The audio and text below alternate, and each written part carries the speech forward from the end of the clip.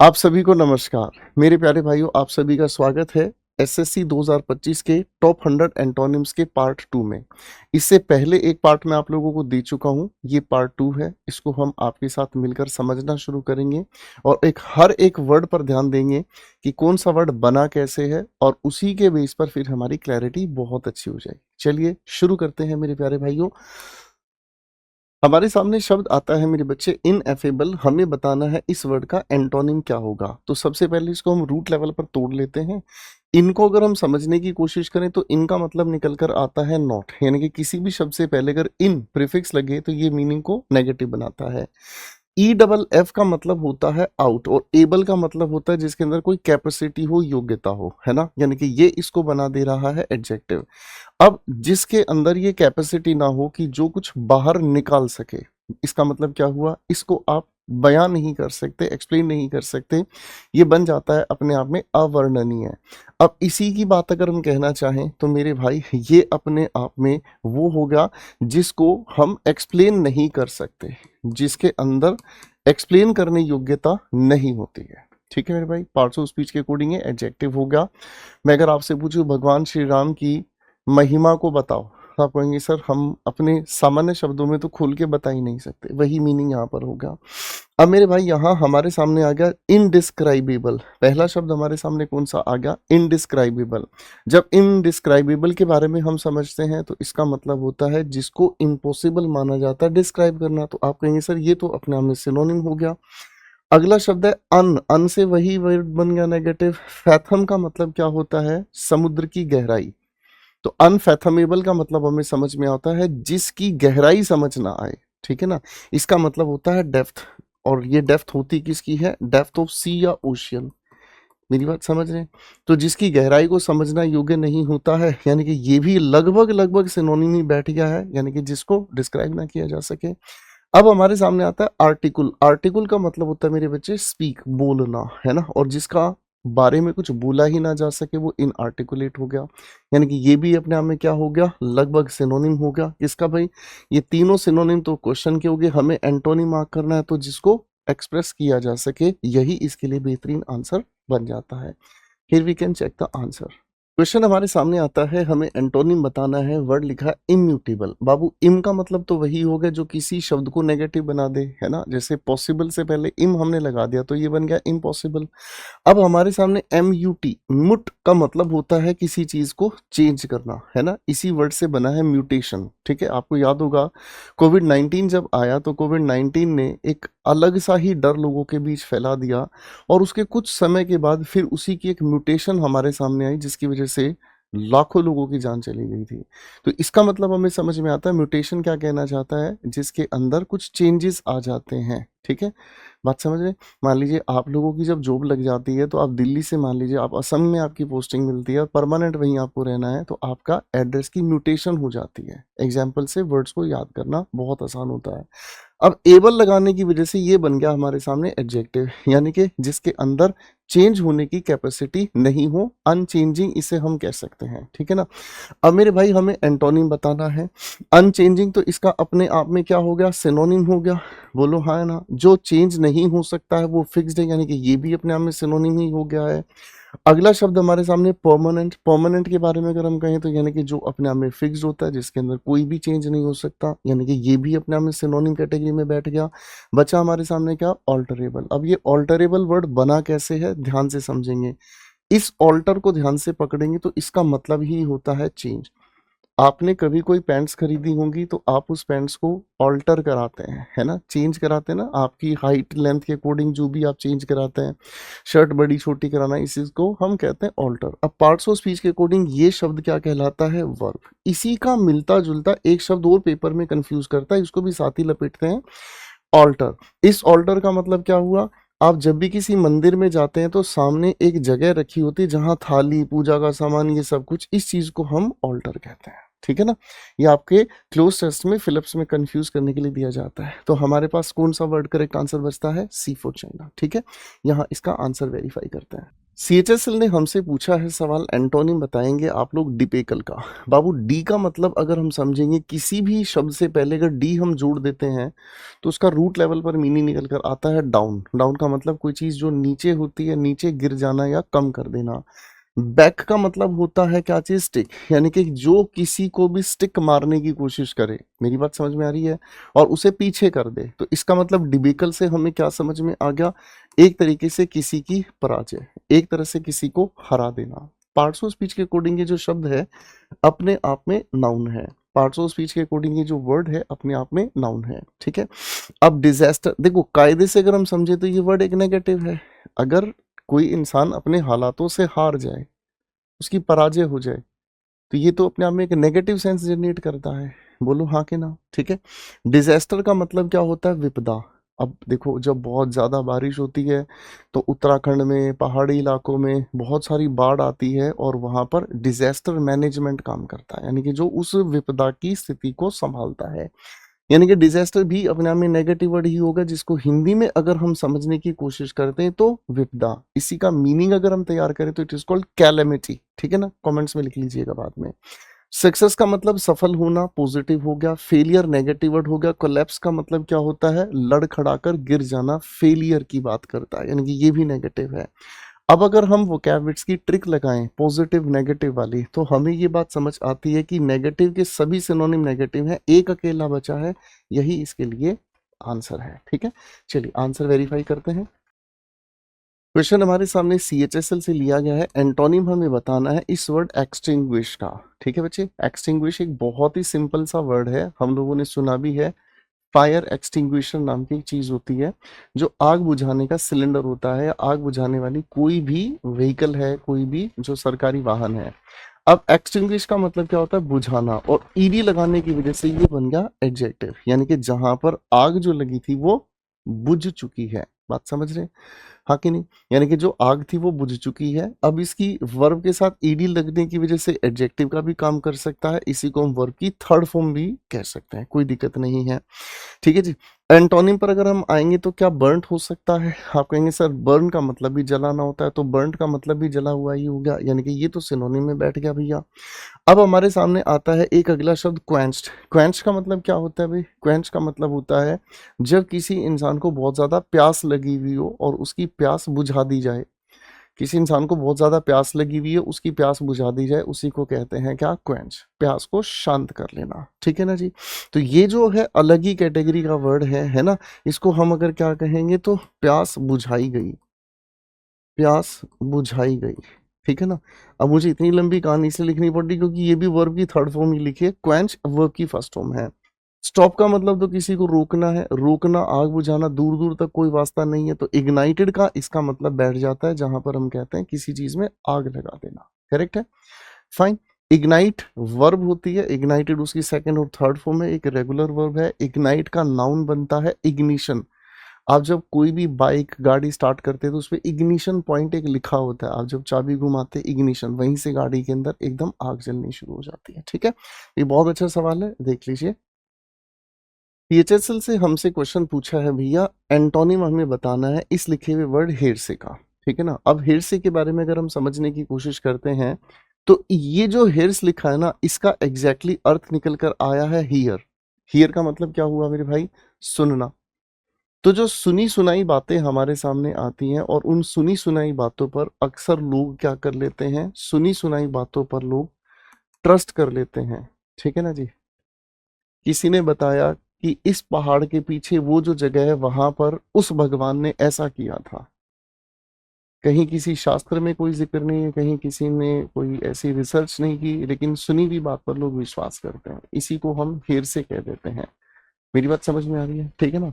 अब ये ऐसी बातें हैं जो सुनी सुनाई बातों पर लोग ट्रस्ट करते हैं, जो रिलीजन नहीं भी कहता उस बात पर भी, जो रिलीजन नहीं भी कहता उस बात पर भी लोग विश्वास करते हैं, तो इसी को हेर से कहा जाता है। कुल मिलाकर ये रिलीजन से कनेक्ट ही रखना है आप लोगों को, ठीक है ना जी।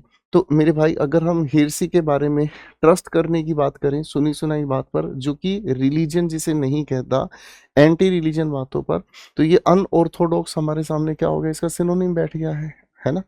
ऑर्थोडॉक्स का मतलब होता है जो प्राचीन परंपराओं से स्टिक रखता है अपने आप को, अन लगाने से वो नहीं रखता है, तो ये तो इसके सिनोनिम बैठ गया, दोनों सेम ही कैटेगरी में चले गए।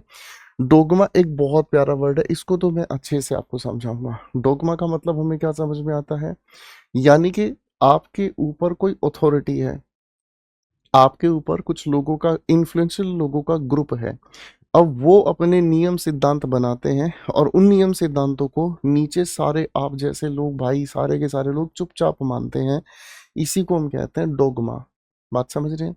पार्ट्स ऑफ स्पीच के अनुसार ये भी नाउन ही है, ठीक है। अब डोगमा के बारे में अगर हम बात करते हैं तो ये बेसिकली एक ऐसा रूल है जो अथॉरिटी जबरदस्ती मनवाती है और लोग जबरदस्ती उसे फॉलो करते हैं, ये वो है हमारे सामने डोगमा। करेक्ट है, हाँ कि नहीं?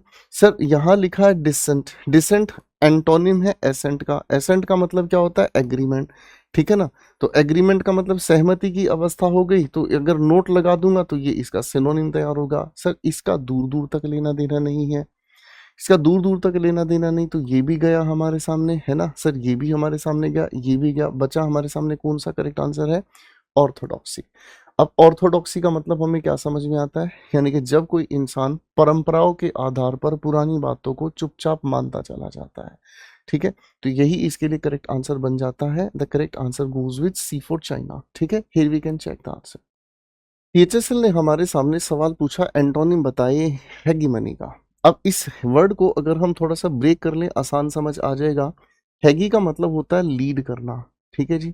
और मोनी का मतलब तो समझ में आ गया, जिसके पास पैसा हो, ठीक है ना जी, जिसके पास शासन हो। मेरी बात समझ रहे हैं? जिसके पास शासन हो, जिसके पास पैसा हो, वो जब लीड करने पर आता है तो इसका मतलब क्या हुआ, वो अपना शासन लोगों के ऊपर छाप देता है, ठीक है ना। इसी चीज को हम लोग कहने की कोशिश करते हैं डोमिनेंस।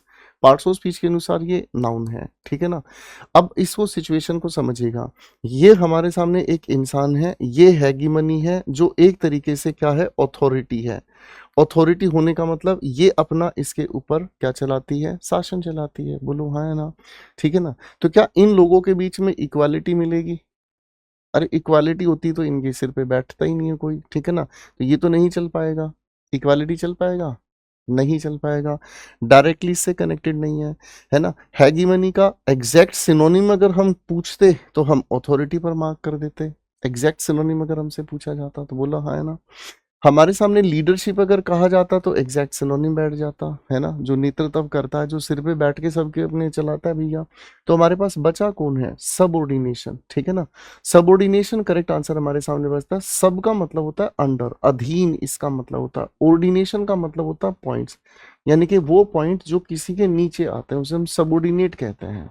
आपने ग्रामर पढ़ते वक्त ये समझा है कि सबऑर्डिनेट क्लॉज किसे कहा जाता है? आश्रित उपवाक्य को कहा जाता है। जिन्होंने नहीं देखा है वो Gopal Verma English YouTube channel पर जाएंगे, आपको बेसिक्स ऑफ इंग्लिश में डिटेल में ये चीज पढ़ाई है, जरूर देख लीजिएगा भाई। तो करेक्ट आंसर हमारे सामने यहाँ बैठता है A for apple. Here we can check the details. Question हमारे सामने है मेरे भाई, एंटोनिम हमें बताना है, वर्ड इज फोमेंट। मेरे भाई फोम के बारे में अगर हम समझने की कोशिश करते हैं तो इसका मतलब होता है इंसाइट करना। इंसाइट करने का मतलब होता है किसी को भड़काना, ठीक है ना, किसी के अंदर कुछ आग लगा देना, ठीक है ना, किसी को भड़का देना। टू इंस्टिगेट भी इसका मीनिंग आप निकाल सकते हैं, ठीक है ना। तो फोमेंट का ही एग्जैक्टली ये मतलब निकल कर आता है। फोमेंट पार्ट्स ऑफ स्पीच के अकॉर्डिंग अपने आप में एक वर्ब है। फोमेंटेशन वर्ड आपने सुना है, जो इसी से बना हुआ एक नाउन है। फोमेंटेशन का मतलब होता है जब हम किसी खाने की चीज में कुछ ऐसा पदार्थ मिला देते हैं जिसकी वजह से उसमें झाग बन जाए, उसमें फोम पैदा हो जाए, वो अपनी जो बेसिक जो मतलब उसकी तासीर है वो भड़क जाए, ठीक है। फोमेंटेशन इसे कहा जाता है। फोमेंट अपने आप में एक वर्ब है ना, इसका मतलब भड़काना है। भड़काने से याद आया इंसाइट, तो इसका सिनोनिम हो गया। स्टर कर देना, हिला देना, इसका सिनोनिम हो गया। इंस्टिगेट कर देना सिनोनिम हो गया। क्वैश कर देने का मतलब हो गया शांत कर देना, खत्म कर देना, रद्द कर देना, किसी चीज को सप्रेस कर देना, दबा देना, ठीक है ना, यानी कि किसी भी चीज का अंत कर देना। तो ये इसके लिए एंटोनिम सही बैठता है। Here we can check the details. Question हमारे सामने है, एंटोनिम हमें बताना है वर्ड फेलिसिटी का। अगर मैं फेलिक के बारे में समझने की कोशिश करता हूं तो इसका मतलब होता है जॉय। इसका मतलब होता है सेलिब्रेट करना, ठीक है ना। इसका मतलब होता है खुशी की कोई बात। तो फेलिसिटी से अगर हम समझने का काम करते हैं तो फेलिसिटी अपने आप में एक पॉजिटिव कैटेगरी का वर्ड है और इसके अंत में लिखा इट ही जस्टिफाई करता है, ये अपने आप में एक नाउन है, ये अपने आप में एक नाउन है। कायदे से पॉजिटिव कैटेगरी का वर्ड हो गया। लक हो, इसका एक और मतलब भी होता है लकी होना, ठीक है ना जी। तो फेलिसिटी का मतलब हमें पॉजिटिव मीनिंग समझ में आ गया, जो हमारी खुशी से, सेलिब्रेट करने से, आनंद लेने से रिलेटेड है। एंगर अपने आप में एक नेगेटिव वर्ड है, लेकिन एंगर हमारा बिहेवियर को बताता है। हमारे सामने जो कुछ हो रहा है हम उसको लेकर खुश नहीं है, अगर हम उसको लेकर खुश नहीं तो हमारे अंदर एक गुस्सा आता है। तो ये तो डिफरेंट कैटेगरी का वर्ड हमारे सामने हो गया, नहीं चल पाएगा। सोरो के बारे में अगर हम बात करते हैं तो सोरो अपने आप में एक इंसान बहुत ज्यादा गहरे दुख में है, बहुत ज्यादा गहरे दुख में है, ठीक है ना। तो ये भी अपने आप में नहीं चलेगा, ये भी नेगेटिव ही हुआ। अब हमारे सामने डिस्पेयर के बारे में अगर हम समझे तो डिस्पेयर और सोरो दोनों एग्जैक्टली एक दूसरे के रिप्लेसमेंट में है, दोनों का एक ही मतलब होता है। तो यहाँ पर हमारे सामने किसी चीज की खुशी है, यहाँ किसी चीज की तकलीफ है। मिजरी का मतलब होता है किसी तरह की कोई तकलीफ होना, ठीक है ना। इसका मतलब हमें समझ में आता है कि जब हमारे अंदर बहुत ज्यादा दुखपन की बात हो, उस चीज को बताने का काम करता है, ठीक है। Here we have the answer. Question हमारे सामने है मेरे प्यारे भाई, एंटोनिम हमें बताना है। Word is upright. अप का मतलब आप सभी जानते हैं और राइट का मतलब जो सही हो, ठीक है। तो अपराइट का मतलब हमें समझ में आता है जो इंसान अपने मामले में कमर सीधी करके ये कहे कि हाँ मैं सही हूँ, तो ऐसे इंसान को हम क्या कह देने की कोशिश करेंगे, ईमानदार कह देने की कोशिश करेंगे, है ना मेरे भाई। अब ये ईमानदार होने का मतलब अपने आप में क्या हो गया, ऑनेस्ट हो गया। जब ये वर्ड अपने आप में ऑनेस्ट होने की बात कर रहा है तो कैटेगरी के अकॉर्डिंग ये पॉजिटिव वर्ड है मेरे भाई, है ना। तो पॉजिटिव होने का मतलब ये तो हमारे सामने सिनोनिम हो गया। जिस इंसान के नैतिक मूल्य है वो एथिकल है, यानी कि ये भी अपने आप में सिनोनिम हो गया। नोबल इंसान वो इंसान होता है जो बड़ा विनम्र है, दूसरों के लिए एक आदर्श होता है ना। तो ये भी अपने आप में एक तरीके का सिनोनिम ही हो गया। ये सारे ही वर्ड पॉजिटिव हैं, तो करप्ट भ्रष्ट एक ही आंसर बचता है जो इसके एंटोनिम बैठता है। करेक्ट हो गया मेरे भाई, चेक करेंगे अपना आंसर को। क्वेश्चन हमारे सामने है, आपको एंटोनिम बताना है इस वर्ड लिखे हुए चिकनरी का, ठीक है ना। आप इसको ना ऐसे समझने की कोशिश कीजिएगा, ई आर वाई का मतलब तो हमें समझ में आया आर्ट, है ना। अब अगर इस चिकन के बारे में हम समझने की कोशिश करेंगे तो ऐसे मजाक में हम इसको चिकन कह सकते हैं, ठीक है ना। अब कोई भी जो चिकन है, ठीक है, चिकन मीन्स हैन का बेबी, ठीक है। अगर उसको पकड़ने की कोशिश करें तो क्या उसे पकड़ना आसान होगा। आप इसको ऐसे भी समझ सकते हैं कि मुर्गे को पकड़ना आसान नहीं होता, मुर्गे को बच्चों को पकड़ना आसान होगा, आपके लिए तो बहुत मुश्किल होगा। तो उसको पकड़ने के लिए हमें किसी तरीके के छल कपट की आवश्यकता होगी, है ना। इधर से कोई भागे, जैसे ही वो बच के भागे तो दूसरी तरफ किसी ने झपट लिया। तो ये चिकनरी वहीं से बना हुआ एक वर्ड है जिसका मतलब होता है क्या, एक तरीके से छल कपट, ठीक है ना, एक तरीके से छल कपट। बात समझ में आ रही है। अब मेरे भाई ये जो पार्ट्स ऑफ स्पीच के अकॉर्डिंग वर्ड अगर हम बनाए तो नाउन हो गया, है ना जी। तो कायदे से ये वर्ड अपने आप में कैसा हो गया, नेगेटिव हो गया। ट्रिकरी इसका एग्जैक्ट सिनोनिम है, ट्रिकरी इसका एग्जैक्ट सिनोनिम है, जिसका मतलब होता है किसी के साथ कोई छल कपट करना, ठीक है जी, हाँ है ना। अब यही है हमारे सामने एक ऐसा वर्ड जो अधिकतर आर्मी में यूज किया जाता है, ठीक है ना, छल कपट करके दूसरे का बेवकूफ बनाना और अपने गोल को अचीव करना। आपने कई सारी ऐसी फिल्में देखी होंगी जिसमें फौजी भाई भाई किसी जंगल वंगल में खड़े हुए हैं और वो भाई साहब अपने आप को इतने अच्छे से उन्हें सब्टरफ्यूज किया हुआ होता है कि झाड़ियों में छिपे होने की वजह से उनको पता ही नहीं चलता वो एग्जैक्टली है कहाँ। समझ में आ रही है। तो सब्टरफ्यूज उनके लिए वर्ड यूज होता है। कायदे से इसमें भी छल कपट ही है, ये भी अपने आप में सिनोनिम ही हो गया, है ना। डिसीट तो आप सब लोग जानते हैं, किसी के साथ छल कपट धोखा हो गया, सिनोनिम हो गया। तो ईमानदारी एक अकेला वर्ड ऐसा है जो इसके एंटोनिम बैठता है। करेक्ट हो गया मेरे बच्चों। क्वेश्चन हमारे सामने है, हमें एंटोनिम बताना है। The word is disgracers. Dis का मतलब एंटोनिम बना देता है ना। कॉन्टिन्यू से पहले हमने डिस लगा दिया तो डिसकॉन्टिन्यू। डिसकॉन्टिन्यू कहने का मतलब क्या हो गया, यानी कि जो चीज़ अब कॉन्टिन्यू नहीं रही है। ग्रेस का मतलब हमें समझ में आता है रिस्पेक्ट, है ना मेरे भाई। और ईआरएस करने का मतलब हो गया कोई भी काम करने वाला, ठीक है ना जी। यानी कि जो किसी का अपमान करने वाला है वो डिसग्रेसर कहलाता है। मेरी बात समझ गए, है कि नहीं? अपमान करने वाला वर्ड अपने आप में एक नेगेटिव सेंस जनरेट कर रहा है ना। इंसल्ट, अपमान करने वाले इंसल्टर्स हो गए, नेगेटिव हो गए। रिजेक्ट्स, जो किसी का ठीक विरोध कर दे, है ना। आउटकास्ट कर दे, यानी कि जो अपने से परे फेंक दे उसे आउटकास्ट करना कहते हैं। मेरी बात समझ। समाज जिसे बहिष्कृत कर देता है। तो ऑनरीज हमारे सामने करेक्ट आंसर बचता है इसके लिए एंटोनिम। ठीक है मेरे भाई, चलिए आंसर वेरीफाई कर लेते हैं। क्वेश्चन हमारे सामने आता है, एंटोनिम हमें बताना है। द वर्ड इज सबलाइम, है ना मेरे भाई। सब का मतलब हमें समझ आता है जो किसी के अंडर हो, अधीन हो। लिम से ही वर्ड बना है लिमिट, है ना। लिमिट का मतलब हमें क्या समझ में आया? बाउंड्री, यानी कि जो अपनी बाउंड्री के अंदर ही रहता है, बाउंड्री से बाहर नहीं निकलता। यानी कि जो अपने कायदे को जानता है, जो ये जानता है कि हमें अब इससे और आगे नहीं जाना, इससे और बाहर नहीं निकलना, यही हमारी वो लिमिट है। इससे बाहर हमारा बिहेवियर दूसरे को नुकसान पहुंचा देगा। तो ऐसे इंसान के बिहेवियर को हम लोग किस कैटेगरी में मानेंगे भैया? पॉजिटिव कैटेगरी में मानेंगे। मेरी बात समझ में आ रही है? इस इंसान की कैटेगरी की अगर हम बात करते हैं तो ये इंसान है फुल ऑफ ग्रैंडयोर, ठीक है ना। बहुत उत्कृष्ट व्यवहार होता है, सबलाइम होना एडजेक्टिव है पार्ट्स ऑफ स्पीच के अनुसार। ये सबलिमिटी अपने आप में नाउन है, उत्कृष्ट बिहेवियर, ठीक है ना। अब हम इसके ठीक विपरीत अगर जाना है तो सुप्रीम, सुप्रीम भी उत्कृष्ट ही हो गया, ये तो अपने आप में सिनोनिम बैठ जाना चाहिए। ग्लोरियस भी सिनोनिम ही बैठ जाना चाहिए। ग्लोरियस का मतलब जिसमें ग्लोरी भरी हुई है, शान भरी हुई है, फुल ऑफ ग्लोरी को ही हम ग्लोरियस कहते हैं, सीधी बात है। एग्जॉल्टेड हमारे सामने, ये भी इसका सिनोनिम बैठ गया। एग्जॉल्टेड का मतलब होता है जो बहुत ऊंचे लेवल का सोचता है या ऊंचे लेवल का काम करता है। तो मीडियोकर, मीडियोकर का मतलब होता है मिडिल क्लास से बिलोंग करने वाला, ठीक है। मिडिल क्लास से बिलोंग करना, मध्यम वर्गीय इसे हिंदी में हम कहते हैं। ठीक है बच्चे, चलिए आंसर वेरीफाई करते हैं। हमारे सामने क्वेश्चन पूछा है एंटोनिम का। The word is exquisite. Ex का मतलब तो हमें समझ में आ गया, आउट। क्विज का मतलब होता है क्वेश्चन, यानी कि जो सवाल से ही परे हो जाए, जिसके बारे में सवाल ही पूछने योग्य ना रहे कोई। तो इसका मतलब क्या हुआ? वो अपने आप में बहुत ही शानदार है ना। एक्सक्विजाइट पार्ट्स ऑफ स्पीच के अनुसार ये अपने आप में एक एडजेक्टिव हो गया और इसका मतलब हो गया जो बहुत ही ज्यादा शानदार है, ठीक है ना।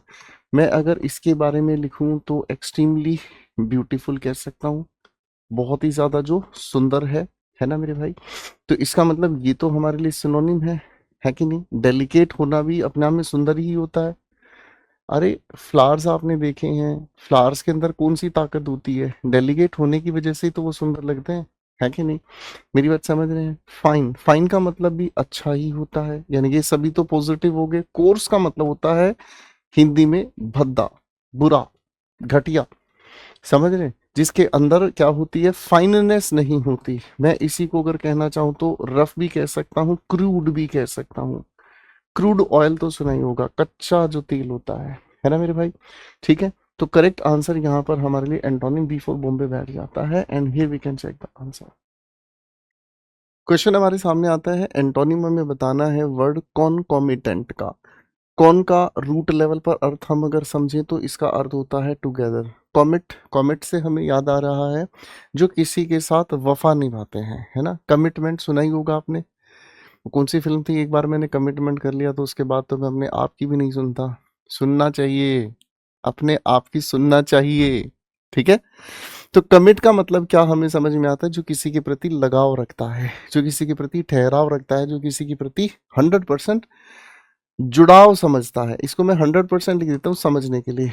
एंट लगाने से ये बन गया हमारे सामने एडजेक्टिव, ठीक है। अब कौन कॉमिटेंट का मतलब हमें समझ में आता है जो किसी के साथ प्राकृतिक रूप से एसोसिएटेड रहता है, जुड़ा हुआ रहता है, ठीक है ना। तो इसका मतलब हम अगर लिखने की कोशिश करें तो एसोसिएटेड, और कितना? 100%, ठीक है जी।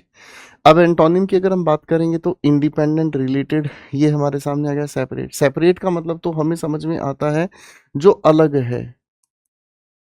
इस अलग में और इस अलग में दोनों में सिमिलैरिटी है, ठीक है ना। अलग होने का मतलब क्या है? जो अटैच नहीं है, जो अटैच नहीं है, ठीक है जी। अटैच नहीं है, यानी कि अटैच नहीं होने का मतलब क्या हुआ? जुड़े हुए नहीं है।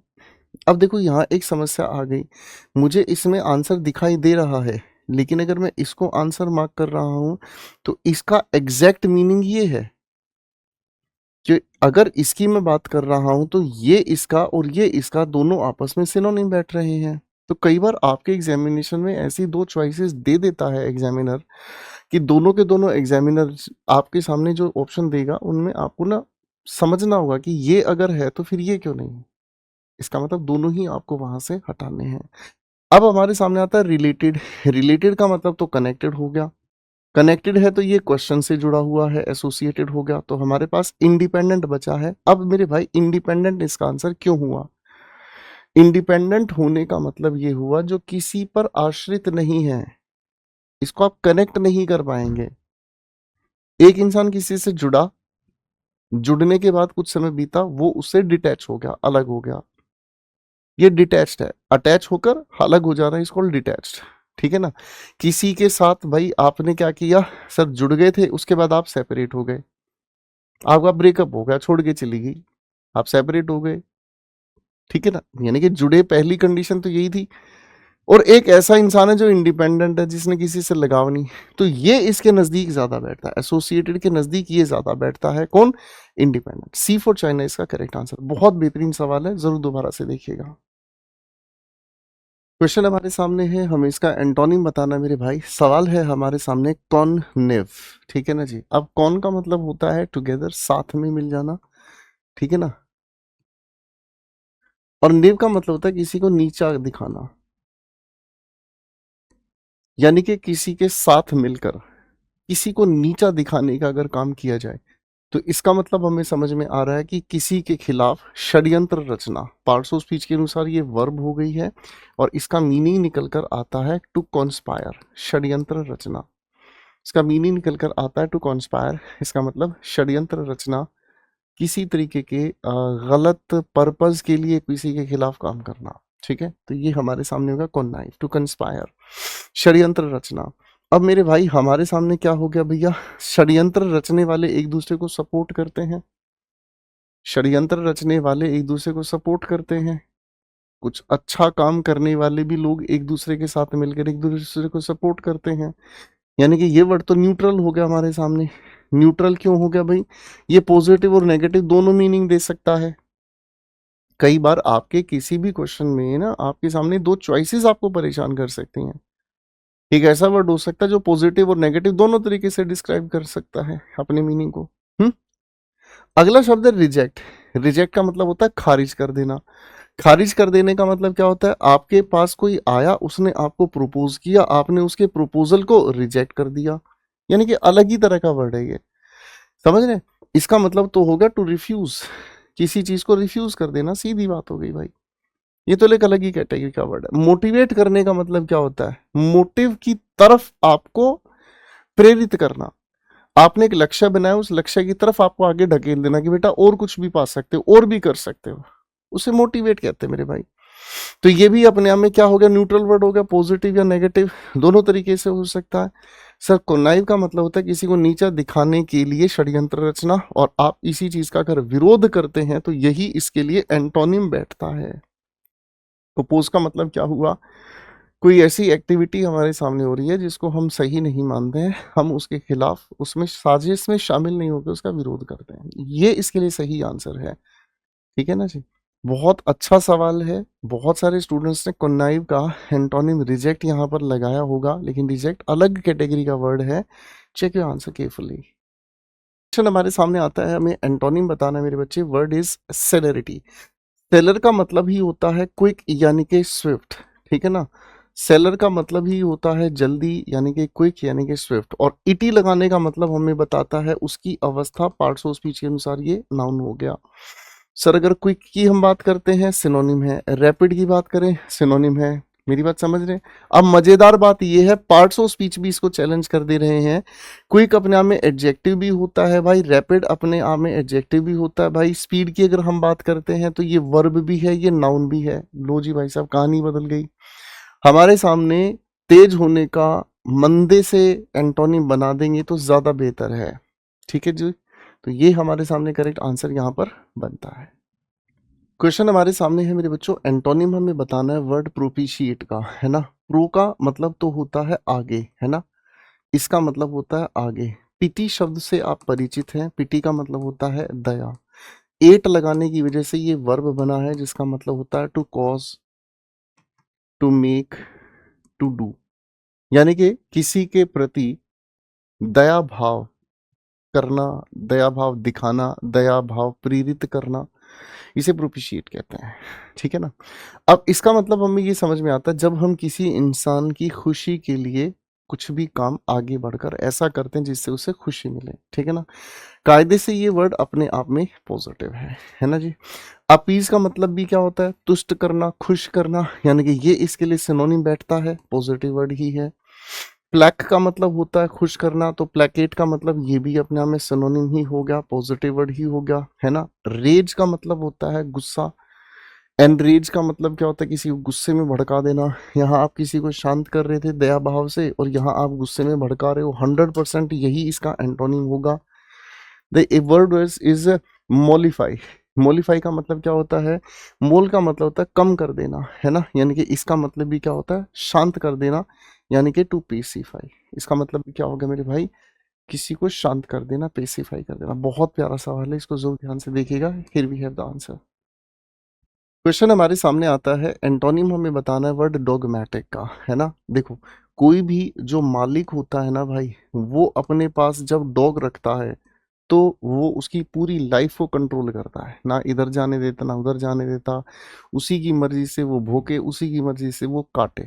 तो डॉगमेटिक इसी से बना हुआ है, जिसको हम कहते हैं एक ऐसा इंसान जो अपने नियमों के आधार पर नहीं, जो इंसान दूसरे के नियमों के अधीन होकर काम करता है। ठीक है ना? ओपिनियनेटेड इसे हम कहते हैं।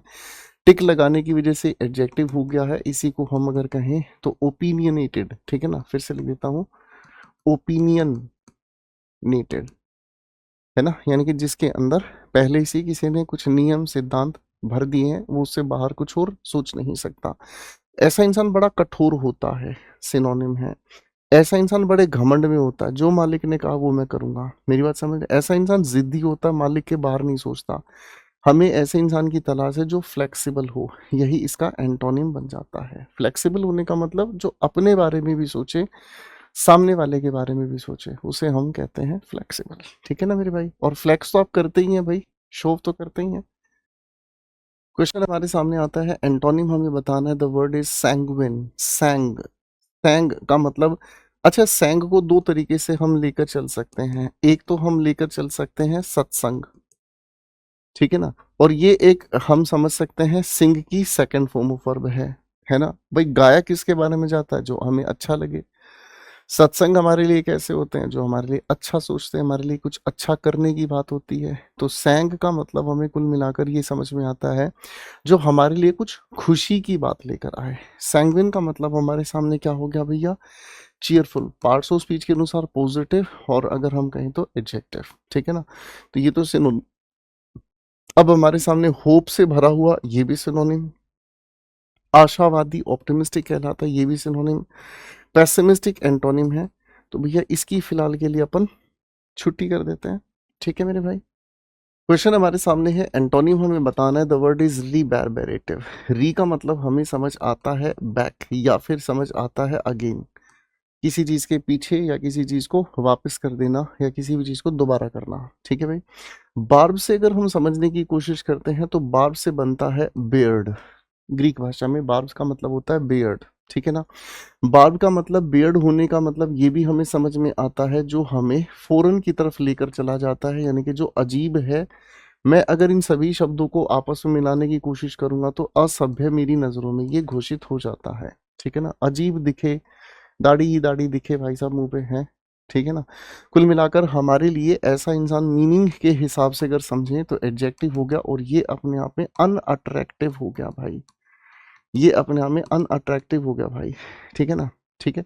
तो कुल मिलाकर अनअट्रैक्टिव होने का मतलब ये वर्ड नेगेटिव हो गया, जो आपको बार बार इरिटेट करता है, बार बार आपको छेड़ता है, नेगेटिव हो गया। ऑफ पुटिंग का मतलब क्या होता है? जिससे आप दूर भागते हैं, है ना? जो हमारे लिए अनप्लीजेंट होता है, कैटेगरी से ये भी नेगेटिव मीनिंग होगा। रिपल्सिव, जिससे दूर भागते हैं। अब समझ रहे हैं? ये तो सारे ही सिनोनिम हो गए। अट्रैक्टिव, जो आकर्षित करे अपनी ओर, एंटोनिम कैटेगरी में यही करेक्ट आंसर बन सकता है। क्वेश्चन हमारे सामने आता है, मैं एंटोनिम बताना है। The word is intransigence. Word की स्पेलिंग भी आपसे पूछी जाती है। अब पहले इसको तोड़ते हैं मेरे बच्चे। इनका मतलब तो हमें समझ में आएगा नॉट। ट्रांस का मतलब होता है चेंज, ठीक है ना। इसका कई जगह पर मीनिंग मैं आपको अक्रॉस भी बताता हूँ, जो एक स्थान से दूसरे स्थान पर जाने की बात करता है।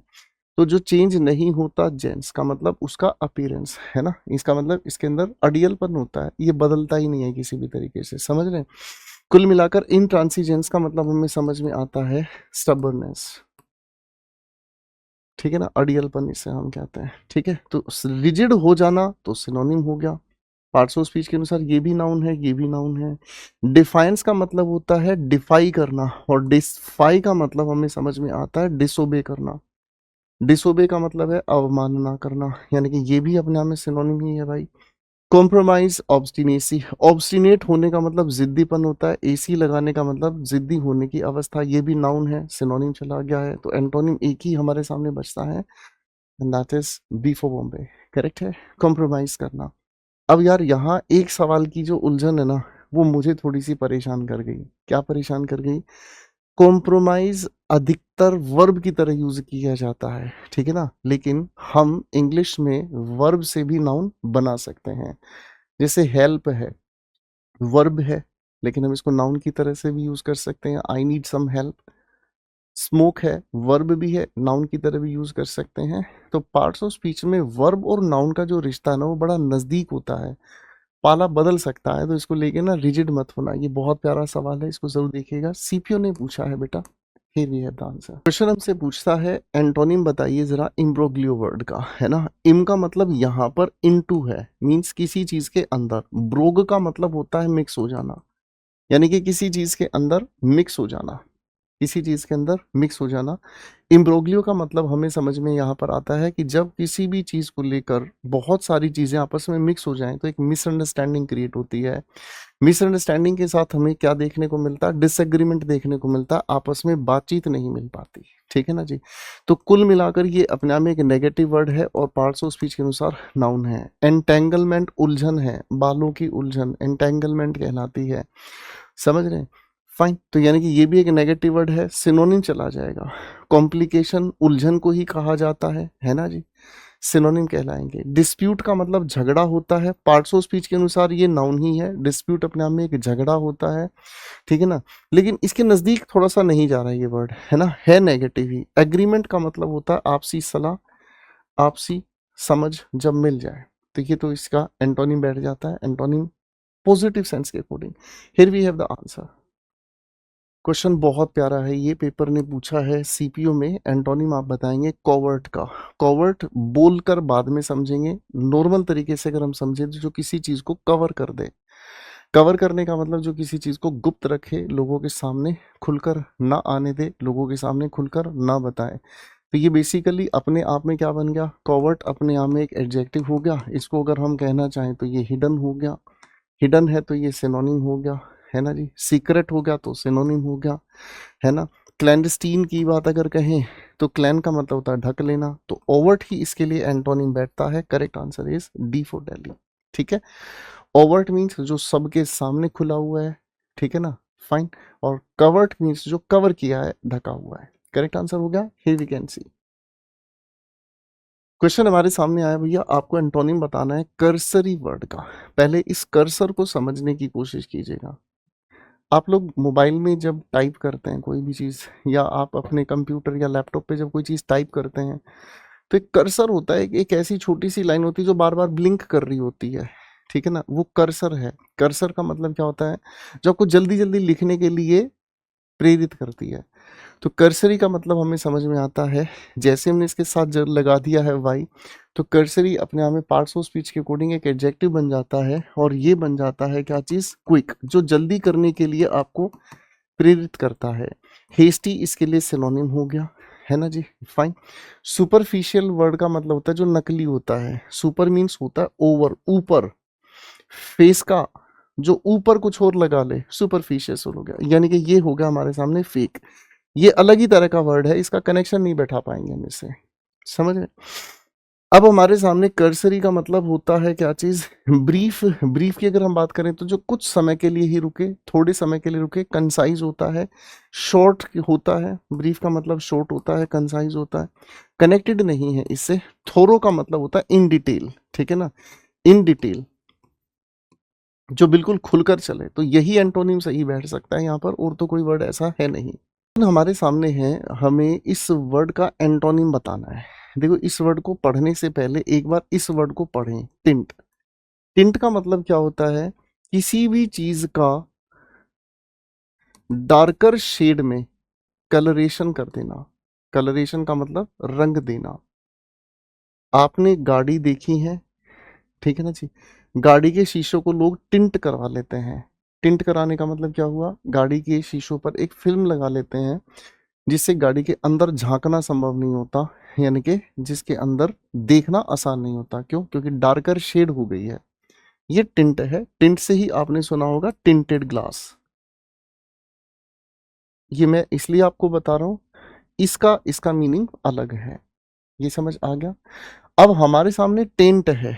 टेंट का मतलब क्या होता है? टेंट का मतलब होता है जब किसी की छवि खराब कर दी जाती है। मेरी बात समझ में आ रही है? टेंटेड का मतलब आप समझिएगा पोल्यूटेड, कंटेमिनेटेड, कंटेमिनेटेड, ठीक है ना। करप्टेड भी आप इसे कह सकते हैं।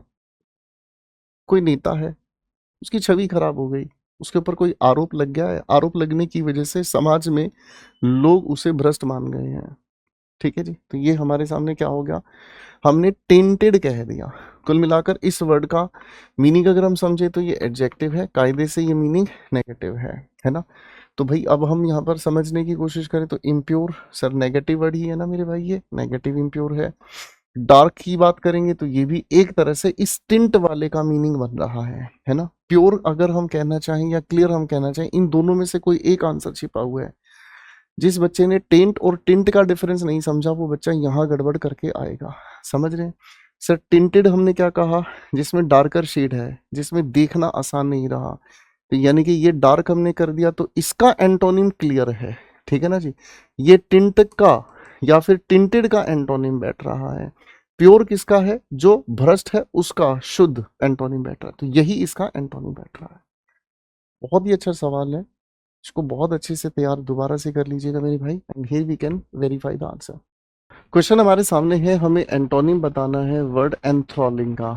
एंथ्रॉल करना, एंथ्रॉल अपने आप में, थ्रॉल को पकड़ना है तो थ्रिल को पकड़ लीजिएगा। थ्रिल का मतलब क्या होता है, एक्साइट कर देने वाला, उत्तेजित कर देने वाला।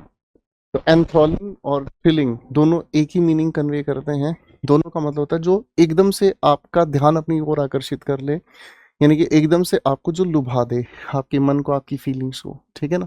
तो एंथ्रॉलिंग का मतलब एक्साइटिंग हम कह सकते हैं, ठीक है ना। एंथ्रॉलिंग का मतलब मैं एक्साइटिंग यहाँ पर आपके लिए लिख दे रहा हूँ, ठीक है। तो भाई स्पिरिटेड, ये तो सिनोनिम जैसा चला जाएगा। स्पिरिटेड का मतलब होता है जिसमें आपका जोश भरा हुआ हो, पूरी एनर्जी भरी हुई हो, है ना। यहाँ पर लिखा है काम, काम का मतलब होता है शांत, ठीक है ना भैया। इधर लिखा है हमारे सामने रिजॉइस, रिजॉइस का मतलब क्या होता है, सेलिब्रेट करना। पार्ट्स ऑफ स्पीच के अनुसार ये एक वर्ब है। टीडियस का मतलब हमें समझ में आता है क्या चीज, ये एडजेक्टिव हो गया, यानी कि जो हमें थका दे, जो हमारे अंदर इंटरेस्ट ना आए। टीडियस का मतलब होता है डल, अनइंटरेस्टिंग। तो एंटोनिम अगर बैठाना है तो इसके अलावा मत भाई कुछ और सोचो। C for China goes well with this question, and here we can check the answer. तो क्वेश्चन हमारे सामने आता है, हमें वोबली का एंटोनिम बताना है मेरे भाई। देखो वोबल का मतलब क्या होता है, वोबल का मतलब होता है गोल गोल घूमना, ठीक है। अब गोल गोल घूमने का मतलब हमें क्या समझ में आता है, हमें ये समझ में आता है कि ये जो इंसान होगा वो अपने आप में अनस्टेडी होगा। अनस्टेडी का मतलब अस्थिर होगा। मैं अगर इसी को कहने की कोशिश करता हूँ, फिर से ले लेना मैं इसको। क्वेश्चन हमारे सामने आया है, हमें वोबली का एंटोनिम बताना है। वोबल का मतलब क्या होता है, वोबल का मतलब होता है एक जगह पर टिके हुए नहीं होना। आपने छोटे बच्चे को देखा होगा, कभी इधर उछल कूद, कभी उधर उछल कूद, कभी इधर कभी उधर। इसलिए छोटे बच्चे के लिए ही ये वाला जो वर्ड है एज एन एडजेक्टिव यूज किया जाता है। वोबली का मतलब होता है शेकी, जो हिलता रहता है। इसी को आप अनस्टेडी भी कह देते हैं, है ना, जो अस्थिर रहता है। ठीक है। तो अगर हम कहें तो स्किलफुल होने का मतलब क्या होता है, जिसके पास बहुत सारी टैलेंट है, बहुत सारी स्किल है, समझ रहे हैं, ठीक है ना। तो ये तो अलग ही तरह का वर्ड हो गया। एक्यूरेसी का मतलब होता है करेक्टनेस, अलग ही तरह का वर्ड हो गया। टॉलरेंट का मतलब जो बर्दाश्त कर ले, अलग तरह का ही शब्द होगा। तो हमारे पास एक ही करेक्ट आंसर बचता है, दैट इज कॉल्ड स्टेबल, स्थाई, यानी कि जो मूव नहीं करता है। ठीक है भाई, here we can check the answer. Question हमारे सामने है रीवैम्प्ड, आपको बताना है इसका एंटोनिम क्या होगा। देखो पहले रीवैम्प को तोड़ने की कोशिश करते हैं। आर ई का मतलब तो हो गया क्या चीज, बैक या फिर अगेन, है ना। वैम्प के बारे में अगर हम समझने की कोशिश करें तो वैम्प के कई सारे मीनिंग निकाले जा सकते हैं। एक तो हो गया वैम्पायर, आपने वैम्पायर की फिल्में देखी होंगी जिसमें एक वैम्पायर है जो किसी को गर्दन पे काट लेता है, तो उसके अंदर वैम्पायर के ही जीन्स ट्रांसफर हो जाते हैं, वो भी फिर दूसरों का शिकार करते हुए फिरता है ना। अब इसका मतलब दूसरी तरह से अगर हम समझने की कोशिश करते हैं तो वैम्प का मतलब हमें समझ में आता है जब हम किसी को फ्रेश कर देते हैं, जब हम किसी को क्या कर देते हैं, फ्रेश कर देते हैं, ठीक है ना। तो रीवैम्प का मतलब क्या हुआ, किसी को दोबारा से फ्रेश कर देना, और ईडी लगाने की वजह से ही ये शब्द अपने आप में एडजेक्टिव या वर्ब की थर्ड फॉर्म बनती है। तो रिवैम्प्ड अपने आप में एक ऐसा शब्द मतलब शब्द बन गया है जिसके आधार पर हम ये कह सकते हैं कि किसी भी ऐसी चीज जो पहले कुछ और रूप में थी अब उसको हमने नया कर दिया है। तो इसका मतलब अगर हम निकालने की कोशिश करते हैं तो मतलब निकल गया क्या चीज, इम्प्रूव्ड, है ना। इसका मतलब क्या निकल कर आ गया भाई, रिफ्रेश्ड। मेरी बात समझ में आ रही है, इसका अर्थ निकल कर आ गया रेनोवेटेड, ठीक है, यानी कि जिसको नया रूप हमने दे दिया है ना मेरे भाई। रिटेन का मतलब क्या होता है, रिटेन का मतलब होता है जो जैसा है उसको वैसे ही बनाए रखना। मेरी बात समझ में आ रही है, ठीक है ना। तो इसका मतलब हो गया अनचेंज्ड, यानी कि ये तो बदला ही नहीं है भाई, ठीक है। टारगेटेड का मतलब होता है जो किसी ऑब्जेक्टिव ओरिएंटेड हो। आप लोगों को जब भी क्लास में हम पढ़ाते हैं तो हमारा जो भी सिलेबस होता है वो टारगेटेड होता है। हमें ए से बी तक पहुंचना है, जीरो से हमें उस लेवल पर पहुंचना है जहां से हम सिलेक्शन पा सकें। टारगेटेड हमारी स्टडी होती है। ये तो बिल्कुल ही अलग अर्थ हो गया। टाइटन, टाइट शब्द का मतलब हो गया जो बहुत ज्यादा कैसा है, जो कसा हुआ है। ईएन लगाने से वर्ब, और ये हो गई वर्ब की थर्ड फॉर्म, है ना। ये चीज मैंने आप लोगों को सारी डिटेल में समझा रखी है तब वो कैबिट्स के चैप्टर 1 में। तो टाइटन्ड का मतलब होता है जो बहुत ज्यादा कसा हुआ होता है। मेरी बात समझ रहे हैं? इसका इस लिखे हुए शब्द से कोई लेना देना नहीं है। रिफ्यूज का मतलब किसी को मना कर दिया है। तो यहाँ पर किसी चीज को नया रूप दे दिया, यहाँ किसी का पुराना ही रूप रखा गया है, तो करेक्ट आंसर इसी वजह से ए फॉर एप्पल बन जाता है। करेक्ट आंसर हो गया मेरे बच्चे। Here we can check the details. Question हमारे सामने दिया है, एंटोनिम हमें बताना है। इस शब्द का वर्ड को पढ़कर देखेंगे, पैंडेमोनियम। अब इस शब्द को ना रूट पर नहीं समझते हैं, इसको हम समझते हैं आम बोलचाल के खेल से, ठीक है ना। सर इसको 2-3 बार अगर बोलोगे तो ये है पैंडे, ठीक है ना। इसका दो अर्थ निकल सकता है। एक अर्थ आपने पैंडा देखा है, चाइनीज बियर है जिसपे वो काला और गोरा कुछ रंग होता है। उनको कभी भी आप देखो शांत बैठते ही नहीं है ना, उछल कूद करते रहते हैं, अपने आप को चोट पहुंचाते रहते हैं। दूसरे तरीके से ऐसे भी समझ लीजिएगा, मैं आपको लेकर चलता हूँ काशी विश्वनाथ, ठीक है। वहां जितने भी पंडे आपको बैठे हुए देखने को मिलेंगे, हर कोई भोलेनाथ का जप कर रहा होगा, शांत नहीं मिलेंगे, है ना। वो आवाजें लगा लगा कर भी बुलाएंगे, इधर आओ तुम्हारी पूजा करा दे, है ना। तो जहां पर पंडे इकट्ठे मनी के लिए हो जाए तो वहां भैया क्या हो जाएगा, वहां पर शोर शराबा हो जाएगा। ये मजाक है याद करने के लिए कि मैं किसी के ऊपर कोई तरह की टिप्पणी नहीं कर रहा हूं दोस्तों। तो पेंडेमोनियम का मतलब हमें क्या समझ में आ गया, कुल मिलाकर इसका मतलब हमें समझ आ गया नॉइजी डिसऑर्डर, एक इस तरीके का डिसऑर्डर जो शोर शराबे से भरा हुआ है। पार्ट्स ऑफ स्पीच के अकॉर्डिंग ये क्या होगा, किसी की अवस्था बता रहा है, नाउन हो गया। अब मेरे भाई यहाँ पर हमारे सामने लिखा है क्या चीज, मेल स्ट्रॉम। मेल स्ट्रॉम का मतलब क्या हो गया, अब आप जानते हैं जहां मेल इकट्ठे हो गए वहां तूफान आना ही आना है, यानी कि यहाँ पर भी क्या होगा, अपने आप में एक टर्बुलेंट सिचुएशन होगी। कुल मिलाकर ये थोड़ा थोड़ा सिनोनिम की तरफ चला जा रहा है, थोड़ा थोड़ा सिनोनिम की तरफ चला जा रहा है, ये टर्बुलेंट सिचुएशन होगी, है ना। सर यहाँ लिखा है बेड लैम, ठीक है। घर पर मेहमान आ जाए, बहुत सारे मेहमान घर पे आ जाएं, बेड किसको मिलेगा सोने के लिए, बच्चे कहाँ सोएंगे, इसको लेकर कई बार झगड़ा हो जाता है। तो क्या होगा, बेड लैम्प के ऊपर भाई साहब बेड के ऊपर ही झगड़ा हो जाता है, ये बेड मेरा ये बेड तेरा। यहाँ पर भी बातचीत सिनोनिम हो गई, इसका मतलब डिसऑर्डर हो गया, झगड़ा हो गया, ठीक है। अब लोग हथियार उठा लेते हैं छोटी छोटी बातें पर, हैं, चक लो, समझ रहे हैं? तो ये आर्म्स का मतलब है हथियार, वेपन्स। तो जब वेपन्स एक दूसरे के खिलाफ उठा लेंगे तो ये भी क्या होगा भैया, डिसऑर्डर ही आ जाएगा, समझ रहे हैं? ठीक है ना? तो यहाँ पर भी मामला क्या हो गया, जब वेपन्स एक दूसरे के हम क्या कर देते हैं, टाई कर देते हैं, वेपन्स को शांत कर देते हैं, तो ये हो गया युद्ध विराम। ठीक है ना? ये हो गया अपने आप में क्या चीज, युद्ध विराम। युद्ध विराम को हम कह देते हैं क्या चीज, cessation of war. Cessation of war, युद्ध की शांति। तो ये तो एक अलग ही तरह का वर्ड हमारे सामने होगा। हमारे लिए इस लिखे हुए शब्द का एंटोनिम क्या होगा, ट्रैंक्विल। ट्रैंक का मतलब होता है पीस, और ट्रैंक्विलिटी का मतलब हो गया शांत भरा व्यवहार। तो बाबू यही इसके लिए करेक्ट एंटोनिम बैठ जाता है। पेंडेमोनियम बार बार पेपर में पूछे जाने वाला शब्द है। ठीक है बच्चे, here we can check the details. Question हमारे सामने है, हमें एंटोनिम बताना है। The word is called meandering. बहुत ही प्यारा सवाल है, पेपर का बार बार पूछे जाने वाला सवाल है। मीएंडरिंग को तोड़कर देखेंगे, थोड़ा मस्ती मजाक करते हैं शब्द के साथ। इसका मतलब तो हो गया मी मतलब मैं, इसका मतलब हो गया क्या चीज, अंदर। ठीक है ना? इंग का मतलब हो गया अंदर एंटर करूं। ठीक है, मैं अंदर एंटर करूं, मैं अंदर आऊं। अब ये चीज तभी पॉसिबल है जब हमारे सामने कोई रास्ता सीधा नहीं है। अगर रास्ता सीधा है तो चुपचाप हम जाके अंदर घुस जाते हैं, है ना? अब रास्ता हमारे सामने अगर सीधा नहीं है, और रास्ता अगर हमारे सामने घुमावदार है, ठीक है ना, अगर रास्ता हमारे सामने घुमावदार है तो हमारे लिए कंफ्यूजन हो जाती है। क्यों? क्योंकि जो रास्ता है वो बहुत ज्यादा गोल गोल घूमा हुआ है, समझ रहे हैं? तो इसी को अगर हम समझने की कोशिश करें तो इनडायरेक्ट वे। इनडायरेक्ट वे का मतलब क्या हुआ, ऐसा रास्ता जो सीधा नहीं है, घुमावदार है। मीएंडरिंग पेपर में बहुत बार ये पूछा जाता है। मीएंडरिंग टॉक अगर इसके साथ हम जोड़ देते हैं तो इसका मतलब घुमावदार बातें। कुछ लोग आपके सामने बातें करते हैं, उनकी बातें इतनी घूमती फिरती होती है कि आप उनका सीधा अर्थ समझ नहीं पाते, है ना? डबल मीनिंग भी कह सकते हैं उसी चीज को। लेजर का मतलब आनंद होता है, एलवाई लगाकर, यानी कि आनंद से भरपूर। ठीक है ना? आनंद से भरपूर ये तो अपने आप में पॉजिटिव कैटेगरी का वर्ड है, जबकि घुमा फिरा कर बातें करना नेगेटिव एक्टिविटी है। इसी का एंटोनिम डायरेक्ट बैठ सकता है। डायरेक्ट का मतलब वन टू वन, जो आपने कहा सामने वाला वही समझ गया, ये डायरेक्ट अपने आप में मीनिंग कन्वे कर दे रहा है। वॉन्डरिंग का देखो, दो शब्दों को ध्यान से समझिएगा। इस वंडर का मतलब होता है किसी भी चीज पर सरप्राइज करना। ठीक है, किसी चीज पर सरप्राइज करना। बाबू इस वंडर का मतलब होता है ROAM। ठीक है ना, भटकना।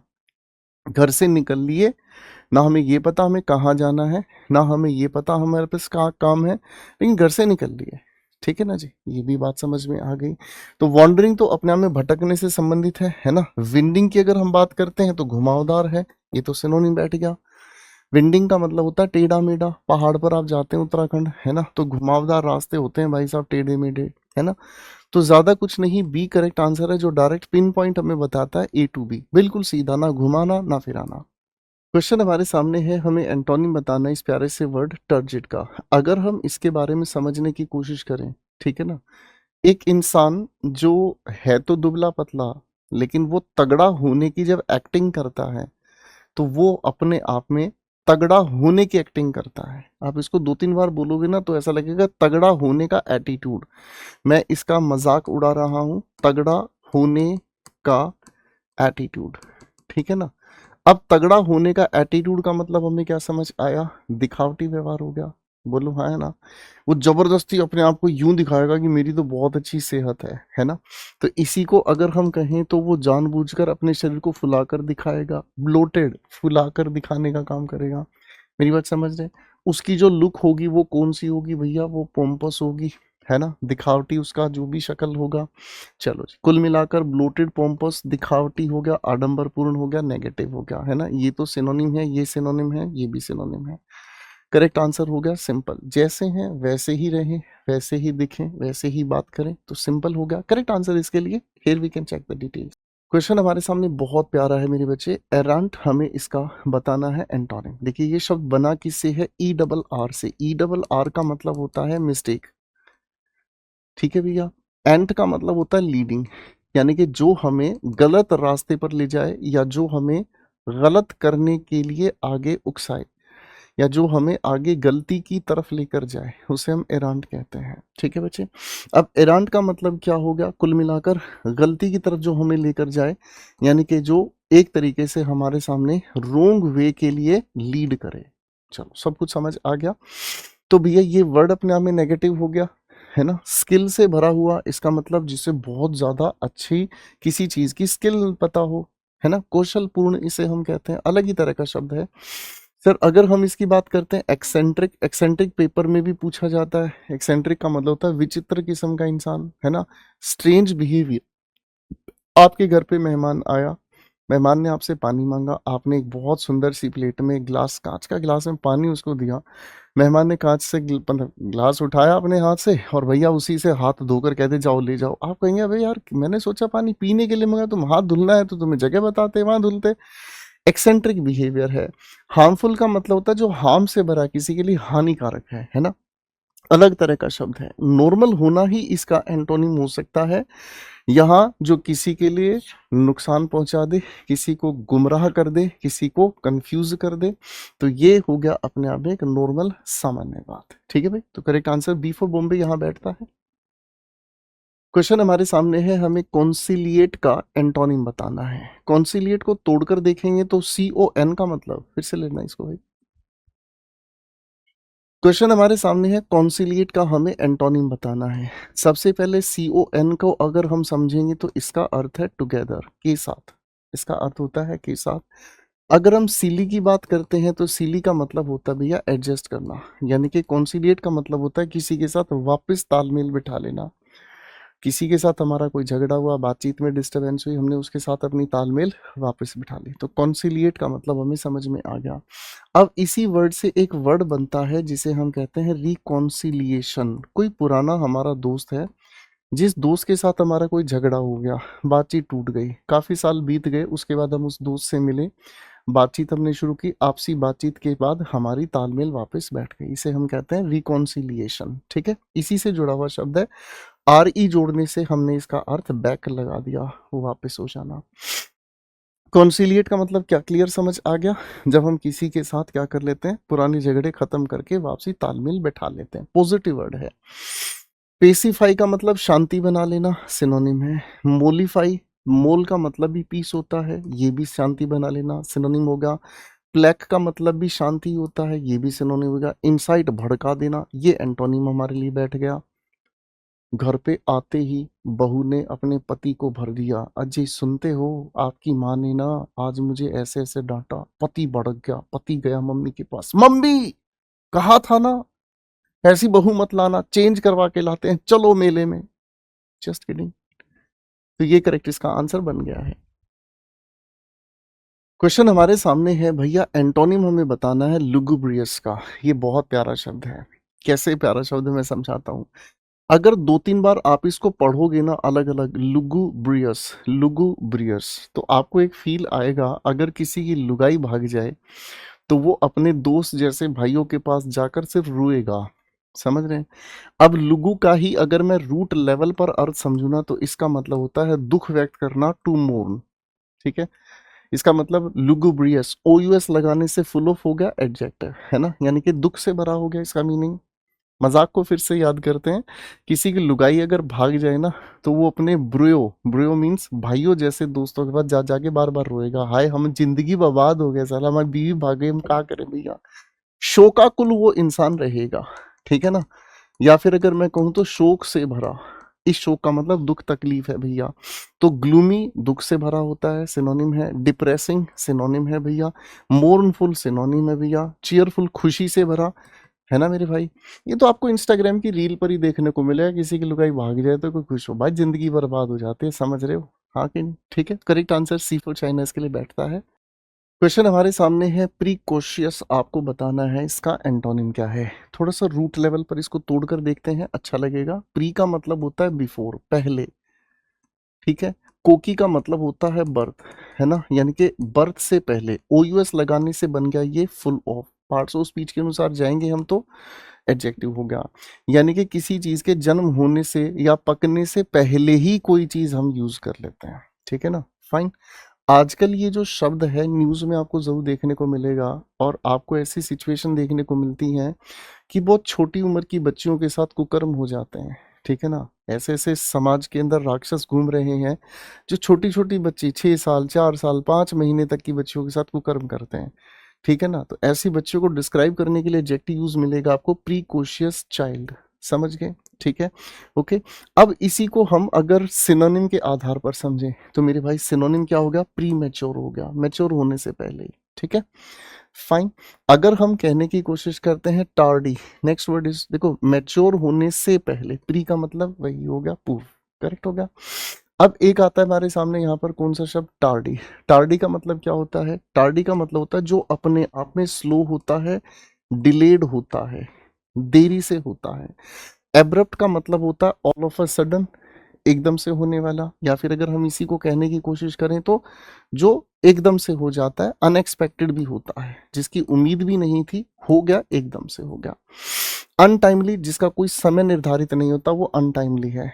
अनटाइमली का ज्यादातर यूज होता है किसी की डेथ के साथ, कि फला कोई नेता था, उसकी अनटाइमली डेथ, लग नहीं रहा था कि ये इस समय इसकी मौत हो सकती है, लेकिन एकदम से बस गुजर ही गए, बेमौका, बेवक्त, ठीक है ना जी? तो यहाँ पर करेक्ट हमारे सामने क्या है सर? यहाँ पर किसी चीज की मेच्योरिटी से पहले, और यहाँ पर क्या है? किसी की मेच्योरिटी के बाद। तो बी इसके लिए करेक्ट आंसर बन जाता है, ठीक है? क्वेश्चन हमारे सामने है मेरे बच्चे, एंटोनिम हमें बताना है इरेजिबल वर्ड के बारे में। अब इरेजिबल हम किस इंसान को कहते हैं, ठीक है ना? ये एक ऐसा इंसान होता है जो इरिटेटेड होता है। इरिटेटेड होने का मतलब क्या हुआ? चिढ़ा हुआ होना, किसी भी बात को लेकर एडजस्ट नहीं करता, हर चीज के ऊपर ना चिढ़ मच जाती है ना? अगर मैं इसी को कहने की कोशिश करता हूँ, स्लाइटली एंगर्ड, ठीक है ना जी, गुस्से से भरा हुआ। अब हमारे सामने सबसे पहले क्या हो गया भैया? यहाँ लिखा है पीविश।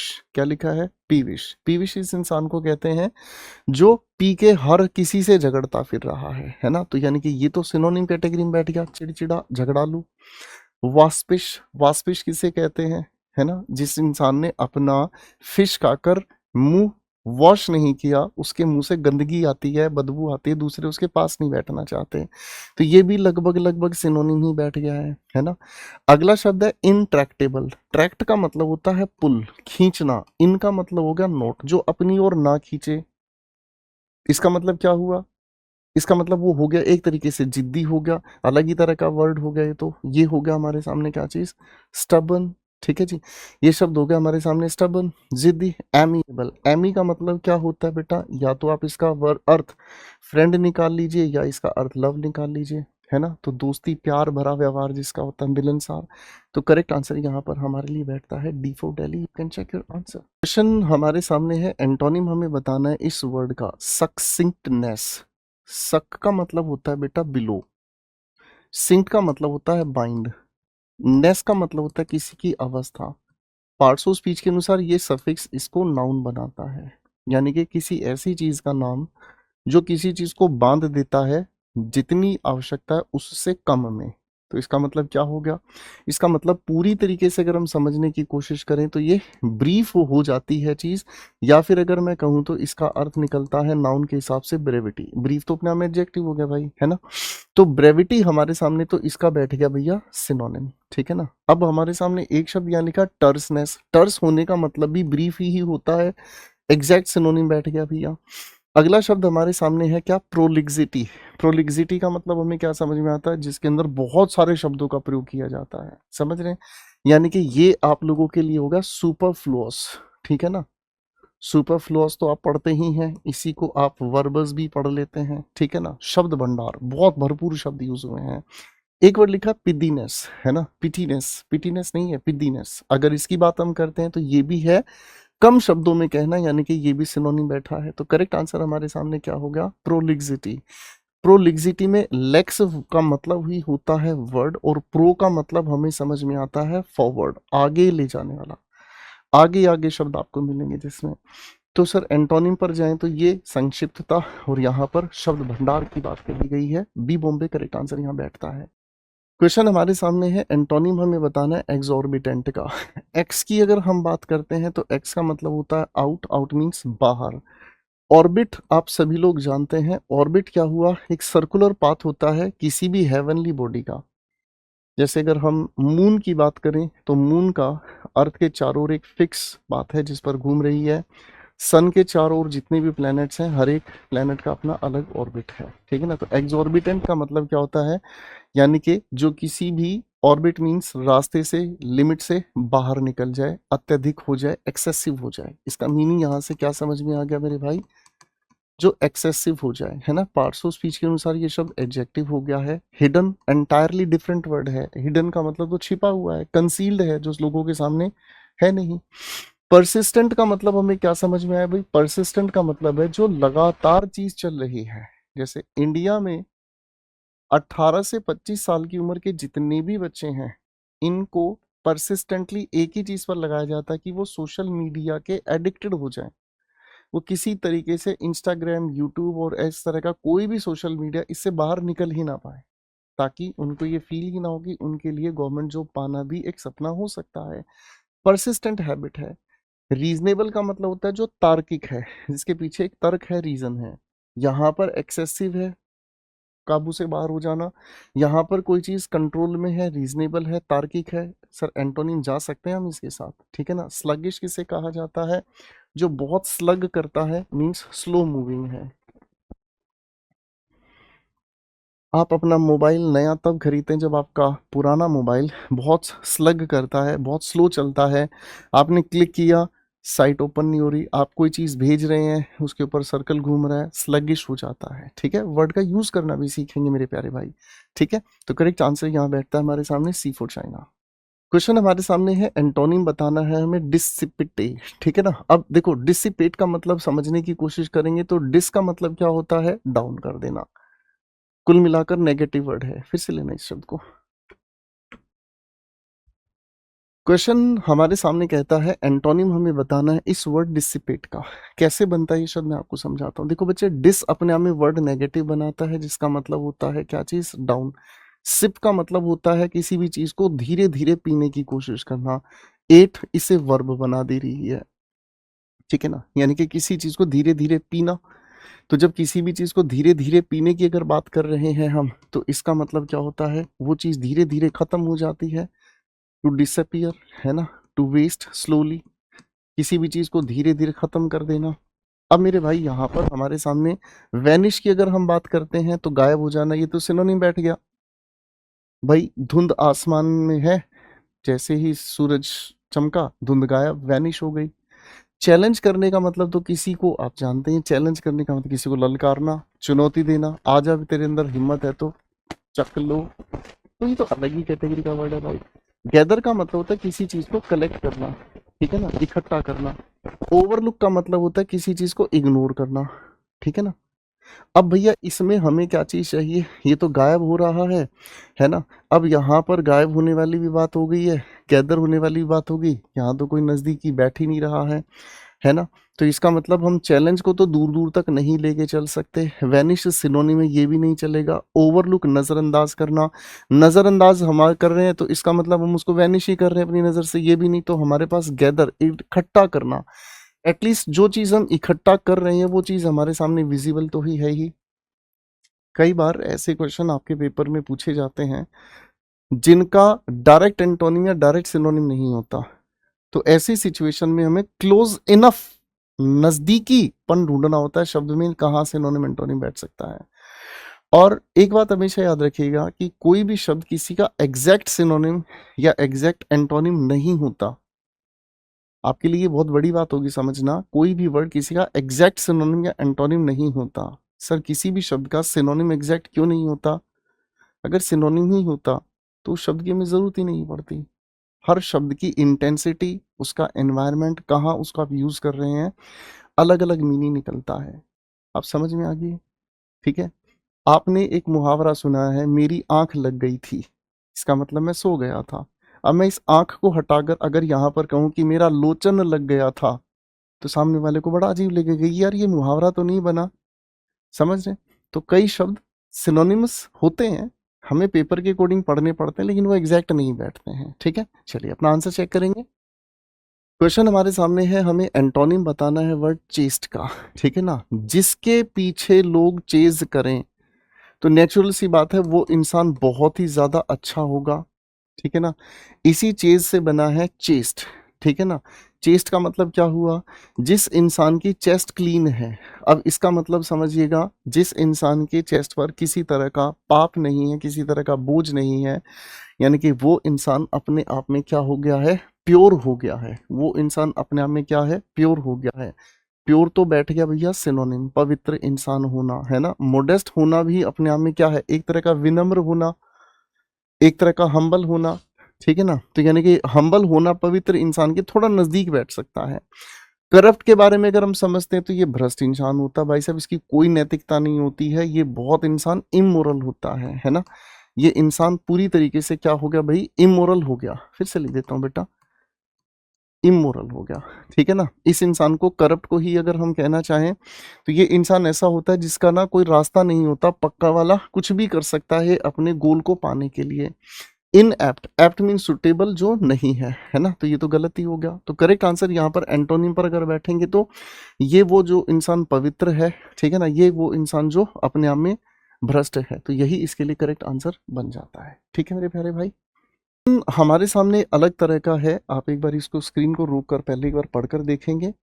अब इस लिखे हुए सवाल में मजेदार बात यह है कि एक वर्ड आपके लिए हाईलाइटेड है, इसका इस सेंटेंस के अकॉर्डिंग आपको एंटोनिम इन 4 चॉइसेस में से बताना है, ठीक है ना। हो सकता है ये इसका एग्जैक्ट एंटोनिम हो सकता है कुछ नजदीकी एंटोनिम आपको बैठाना पड़े। हर फोरबियरेंस, फोर का मतलब तो आप समझ ही गए हैं, फोर का मतलब आगे होता है। बियर का मतलब किसी भी चीज को टोलरेट करना, तो फोरबियरेंस एंस लगाने की वजह से हम उस इंसान की, उस चीज की अवस्था बता रहे हैं। तो फोरबियरेंस की अगर हम बात कर रहे हैं तो इसका मतलब होता है टॉलरेंस, है ना, बर्दाश्त करने की एक क्षमता, ठीक है। आगे सेंटेंस आप अगर पढ़ना चाहें तो पढ़ सकते हैं। ये सेंटेंस में पूछे जाने वाला सवाल आपको बहुत हेल्प करता है। इस मीनिंग को आप नहीं जानते, रूट लेवल पर तोड़ना नहीं जानते, तो ये सेंटेंस आपको थोड़ी सी बैकग्राउंड क्रिएट करके दे देता है, आप इसे पढ़ सकते हैं। तो टॉलरेंस मीन्स बर्दाश्त करने की क्षमता। एंटोनिम की तरफ अगर हम जाएंगे तो एंडोरेंस बर्दाश्त करने की क्षमता ही होती है, सिनोनिम है, ठीक है ना। परसेवरेंस, परसेवरेंस का मतलब होता है लगातार मेहनत करने की जो आपकी डिटर्मिनेशन है, उसे हम कहते हैं। थोड़ा सा सिनोनिम चला जाएगा। एब्सटिनेंस, हमारे सामने एक नया शब्द आता है। एब्सटिनेंस का मतलब होता है जब आप अपने ऊपर कंट्रोल रख रहे होते हैं, आपके सामने कोई इंसान गलत काम कर रहा है लेकिन आप उस गलत काम में बिल्कुल पार्टिसिपेट नहीं करते, अपने आप को बचा के रखते हैं, अपने आप को साफ सुथरा रखते हैं। शराब पीने वाले से दूर, नशा करने वाले से दूर, समझ रहे हैं। कोई किसी तरीके की गेमिंग में एडिक्शन है किसी का, उससे अपने आप को दूर, ठीक है ना। तो इसे हम कहते हैं एब्सटिनेंस, ठीक है ना। अलग ही तरह का शब्द है। पेशेंस ना होना इज कॉल्ड इम्पेशेंस। हमें एंटोनिम बैठाना है इस वर्ड का, तो A for apple correct answer यहाँ बनता है। Here we can check the answer. तो क्वेश्चन हमारे सामने है, आपको अप्रोप्रिएट एंटोनिम बताना है जो अंडरलाइंड वर्ड है, ठीक है ना जी। आगे लिखा है, अब क्वेश्चन को हम पढ़ते हैं फिर हम देखते हैं इसमें क्या कहा जा सकता है। His sartorial choices were always impeccable। पहले तो इस sartorial वर्ड को अगर हम समझने की कोशिश करते हैं तो इसका मतलब होता है रिलेटेड टू क्लोथिंग या टेलर। टेलर का मतलब जो आपके कपड़े सिलता है। तो शायद इस शब्द को तो पूछा नहीं गया है क्योंकि कपड़ों से संबंधित इनसे कोई शब्द बन नहीं पा रहा है एलिगेंट को छोड़कर, है ना। एलिगेंट, फ्रम्पी, रोबस्ट या कुलिनरी। कुलिनरी का मतलब होता है एक ऐसा शब्द, मतलब जो किसी खाना बनाने की कला को बताने का काम करे, है ना। तो ये बेसिकली रिलेटेड है किससे, it is related to cooking, it is related to cooking. Robust का मतलब होता है एक ऐसा इंसान जो बहुत ज्यादा स्ट्रोंग है, हेल्दी है, भारी भरकम है ना। इसको आप हेल्दी कह सकते हैं या स्ट्रोंग, ठीक है जी। फ्रम्पी इज अ डिफरेंट वर्ड। फ्रम्पी का मतलब हमें क्या समझ आता है, प्रम्पी का मतलब हमें समझ में आता है जिसके अंदर कोई ढंग नहीं है, जो अपने आप में डल है, या फिर जिसका कोई फैशन ही गड़बड़ है, ठीक है ना। इसे हम कहें तो अनफैशनेबल। रणवीर सिंह को आपने अक्सर देखा होगा, है ना, नीचे सलवार पहन लेते हैं, ऊपर भाई साहब टी शर्ट पहन लेते हैं, बेढंगा सा उनका फैशन है, कहीं पर भी देखो बड़ा अजीब सा लगता है। That is called frumpy dress attitude, ठीक है। अब हमारे सामने एक शब्द लिखा है एलिगेंट। एलिगेंट का मतलब होता है जो बहुत ही ज्यादा स्टाइलिश है, ग्रेसफुल है। अब मेरे भाई अगर सार्टोरियल को बारे में हम समझने का काम करेंगे तो सार्टोरियल का मतलब रिलेटेड टू क्लोथिंग हो गया। तो टेलर कोई भी वर्ड यहाँ पर नहीं बैठ रहा है ना जी, कोई भी वर्ड यहाँ नहीं बैठ रहा है। नहीं बैठ रहा है तो इसका मतलब शायद उस शब्द की बजाय यहाँ पर इस इम्पैकेबल के बारे में पूछा गया है। इम्पैकेबल का मतलब होता है जिसमें कोई कमी नहीं हो, फ्लॉलेस जिसे हम कहते हैं, यानी कि त्रुटिहीन इसे हिंदी में हम कहते हैं। समझ रहे हैं? यानी कि ये अपने आप में परफेक्ट कहलाता है भैया, जो अपने आप में संपूर्ण हो। ठीक है, अब यानी कि यहाँ पर हमारे सामने क्या है, जो फ्लॉलेस है, परफेक्ट है। अब मेरे बच्चे इसके हिसाब से अगर हम समझेंगे तो इसका एंटोनिम तो हमारे सामने आ रहा है क्या चीज़, डल, जो इरेगुलरिटी से भरा हुआ हो। ठीक है ना, इसके हिसाब से तो हमारे लिए सी आंसर है ना। अब वहां पर उसने रिलेटेड टू क्लोथिंग चॉइसेस की बात कही है, तो इसका मतलब कुकिंग से रिलेटेड नहीं है ना जी। अब यहाँ पर हमारे सामने ये नहीं है, अगर इसके हिसाब से हमें एंटोनिम की तरफ जाना है तो ये हमारे सामने हो गया एलिगेंट, लेकिन ये इसका एंटोनिम नहीं है मेरे भाई, ये इसका एंटोनिम नहीं है भाई।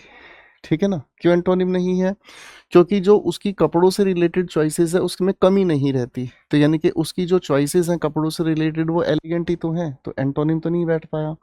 तो शायद क्वेश्चन पूछने वाले ने हमसे इसके बारे में नहीं, इस इम्पैकेबल के बारे में पूछा, और इसके हिसाब से हमें सी फॉर चाइना की तरफ जाना होगा। ठीक है, कई बार ऐसा मिल जाता है हमें पेपर, तो उसको लेकर झगड़ा नहीं करना, अपना आंसर मार्क करके आओ। ठीक है, और मार्क करने के बाद में हम ऐसे क्वेश्चन को चैलेंज भी कर सकते हैं। ठीक है, क्वेश्चन हमारे सामने है, हमें एंटोनिम बताना है इस लिखे हुए वर्ड का। वर्ड लिखा है सोलेमिटी। ठीक है ना, अब अगर इसके बारे में ही हम समझने की कोशिश करते हैं तो ये है हमारे सामने जो सीरियस है। इटी लगाने से ये पार्ट्स ऑफ स्पीच के अनुसार नाउन बन गया, जो उसकी अवस्था को बताता है, यानी कि सीरियस होने की अवस्था, यही कहलाता है सीरियसनेस। ठीक है, ओके। तो भैया अब सीरियसनेस होने का मतलब हमें समझ आ रहा है, ये तो एक पॉजिटिव वर्ड है। जब कोई इंसान अपने करियर को लेकर, अपनी बातों को लेकर सीरियस होता है तो ये एक पॉजिटिव वर्ड है हमारे सामने। ठीक है ना, सोब्राइटी एग्जैक्ट सिनोनिम है भैया इसका, सोबर होना, सोबर होने की अवस्था सोब्राइटी कहलाती है, एग्जैक्ट सिनोनिम है भाई। ठीक है, फिर एक शब्द है हमारे सामने सेरेमनी। सेरेमनी का मतलब हमें क्या समझ में आता है सर, सेरेमनी तो एक फॉर्मल रिचुअल होता है ना। आपके घर पे बहुत सारी सेरेमनीज होती हैं, है ना, कुआं पूजन हो गया, छठी हो गया, किसी का नाम रखना है, किसी की शादी की मेहंदी की सेरेमनी होती है। मेरी बात समझ रहे हैं? ठीक है, एक आता है हमारे सामने वर्ड लेविटी। लेविटी का मतलब हमें क्या समझ आता है, लेविटी का मतलब होता है जिसके अंदर सिर्फ और सिर्फ मस्ती मजाक हो, यानी कि जिसके अंदर खुल के ह्यूमर हो। ठीक है ना जी। दो शब्द आपको ध्यान रखने हैं, एक होता है भैया लाफ्टर। लाफ्टर का मतलब होता है मजाक। ठीक है ना, लॉजिक कुछ होता है नहीं होता है, लेकिन हंसी पूरी होती है। चार दोस्त बैठकर आपस में चाय पी रहे थे, है ना, एक एक दोस्त ने बिस्किट उठाया, चाय के कप में डुबाया, उसका बिस्किट उसकी कप में ही डूब गया। तो आसपास सारे दोस्त हंसने लगे, इसमें कोई लॉजिक हुआ नहीं, लेकिन हंसने लग गए। ठीक है, हाँ कि नहीं। लेकिन एक हमारे सामने शब्द आता है जिसे हम कहते हैं ह्यूमर। ह्यूमर का मतलब होता है जिसमें हंसी मजाक तो हो, लेकिन जिसके अंदर लॉजिक भी छिपा हुआ हो, जिसको समझने का प्रयास किया जा सकता है। ठीक है, अब यहाँ ह्यूमिलिटी हमारे सामने एक वर्ड आ गया। ह्यूमिलिटी का मतलब क्या होता है, विनम्रता, मोडेस्टी इसका सिनोनिम याद रखेंगे। विनम्रता इसे हम हिंदी में कहते हैं, विनम्रता। ठीक है मेरे बच्चे, अब यहाँ पर सोलमिटी, सीरियसनेस, तो यहाँ पर ये तो हो गया सीरियसनेस, हमारे सामने इसका सिनोनिम बैठ गया। जो इंसान अपना बिहेवियर विनम्र रखता है वो मतलब उस मौके की नज़ाकत को समझता है। सोब्राइटी भी सिनोनिम बैठा दिया हमने। सेरेमनी, सेरेमनी मस्ती मजाक जब नहीं होते हैं, एक रिचुअल होता है, तो ये भी अपने आप में सीरियसनेस होता है। तो एंटोनिम पर जाए तो फिर हमारे पास एक ही बचता है, that is D for Delhi. Question हमारे सामने है मेरे बच्चों, हमें एंटोनिम बताना है इस लिखे सेंटेंस में रिमोर्स वर्ड जो हाईलाइटेड है। ठीक है ना, तो रिमोर्स या तो इस लिखे हुए सेंटेंस के अकॉर्डिंग इसके मीनिंग को जज करके देखें, अगर आपको पता है तो, नहीं तो डायरेक्ट आंसर भी बना सकते हैं। रिमोर्स का मतलब होता है पछतावा, एक तरीके का पश्चाताप। मैं आपको बताता हूँ, इसको अगर हम समझने की कोशिश करें तो ये है हमारे सामने डीप रिग्रेट। कैसा होता है डीप रिग्रेट, मैं समझाता हूँ। आप में से कई सारे बच्चे ऐसे हैं जो गवर्नमेंट जॉब के लिए फॉर्म भरना चाह रहे थे, लेकिन फॉर्म नहीं भरा, और फॉर्म नहीं भरा तो बस सोचते सोचते वक्त निकल गया, और निकल गया तो फिर बाद में पछताते हैं, यार अब पछताए होत क्या। है ना भैया। तो ये एक डीप रिग्रेट की बात कर रहा है, यानी कि ये तो हमारे सामने सिनोनिम हो गया। एक्सक्यूजेस का मतलब बहाने होते हैं, जस्टिफिकेशंस होते हैं। फॉर्म क्यों नहीं भर पाए? आओ मुझे पता ही नहीं चला, इंटरनेट नहीं चला, सर्वर डाउन था। तो ये सिनोनिम तो नहीं है, लेकिन है इससे मिलता जुलता, सिनोनिमस ही है। ब्लेम का मतलब आरोप ही लगाया जाता है, रिग्रेट के लिए ब्लेम ही लगाते हैं। सिनोनिम तो नहीं है, लेकिन नजदीक बैठ जाएगा ये वाला वर्ड भी, ठीक है ना। इम्पेनिटेंस, पेनिटेंस का मतलब पश्चाताप होता है, इम लगाने से नोट हो गया, तो एंटोनिम यही बैठ गया हमारे सामने, ठीक है ना। इम्पेनिटेंस जिसमें पश्चाताप नहीं होता। क्वेश्चन हमारे सामने है, the lack of reliable weather forecasting, है ना, कमी किस चीज की? भरोसेमंद वेदर फोरकास्टिंग की कमी की वजह से through the rescue operations into turmoil during the disaster, disaster आया, ठीक है जी। उसके अंदर क्या आया? बाधाएं आई हमारे सामने। टर्मोइल का मतलब हमें क्या समझ में आता है? टर्मोइल का मतलब होता है एक तरीके की अशांति, एक तरीके की डिस्टरबेंस, कंफ्यूजन, ठीक है ना। तो ये एक नेगेटिव वर्ड है, ठीक है ना जी। अब यहाँ पर डिजास्टर है तो नेचुरल सी बात है नेगेटिव वर्ड ही होगा, तभी तो विपदा आई है। तो टर्बुलेंस इसका सिनोनिम हो गया, है ना जी। फस, फस का मतलब क्या होता है जी? फस का मतलब शोर शराबा हंगामा होता है बेटा, ठीक है ना, डिस्टरबेंस होता है, ये भी सिनोनिम बैठ गया भैया। रेसिस्टेंस का मतलब क्या होता है? जब कोई शोर मचाए उसका विरोध करना, ओपोजिशन है, प्रतिरोध इसे हम कहते हैं। सिनोनिम तो नहीं, लेकिन है ये अलग ही वर्ड। यहाँ शोर शराबा, यहाँ शांति हो गई, ठीक है ना जी। तो इसका मतलब क्वाइट अपने आप में यहाँ पर इसके लिए एंटोनिम हम बैठा सकते हैं, ठीक है जी। क्वाइट हम यहाँ पर इसके लिए एंटोनिम बिठा सकते हैं, करेक्ट है। क्वेश्चन हमारे सामने है, हमें यहाँ पर एंटोनिम बताना है इस फिगरेटिव वर्ड का। We must remember to interpret, हमें याद रखना होगा, अर्थ निकालना एंशियंट स्क्रिप्चर्स का in a figurative sense. Figurative का मतलब होता है किसी का अलंकारिक अर्थ, किसी भी कही बात का अलंकारिक अर्थ। अलंकारिक अर्थ का मतलब होता है जो शब्दों से बयां होता है, शब्दों में नहीं लेकिन उसका भाव समझने में आए, ठीक है ना। अलंकारिक भाव या अर्थ, ठीक है बच्चे। तो कही गई बात का अर्थ हमें दिमाग लगाकर समझना पड़ता है ना। थियरी कहती है, जो जो थियरी कहती है वो थियोरेटिकल हो गया, थियरी के बेस पर, बेस्ड ऑन थियरी, जो प्रैक्टिकल नहीं है, something that is not practical नहीं होगा।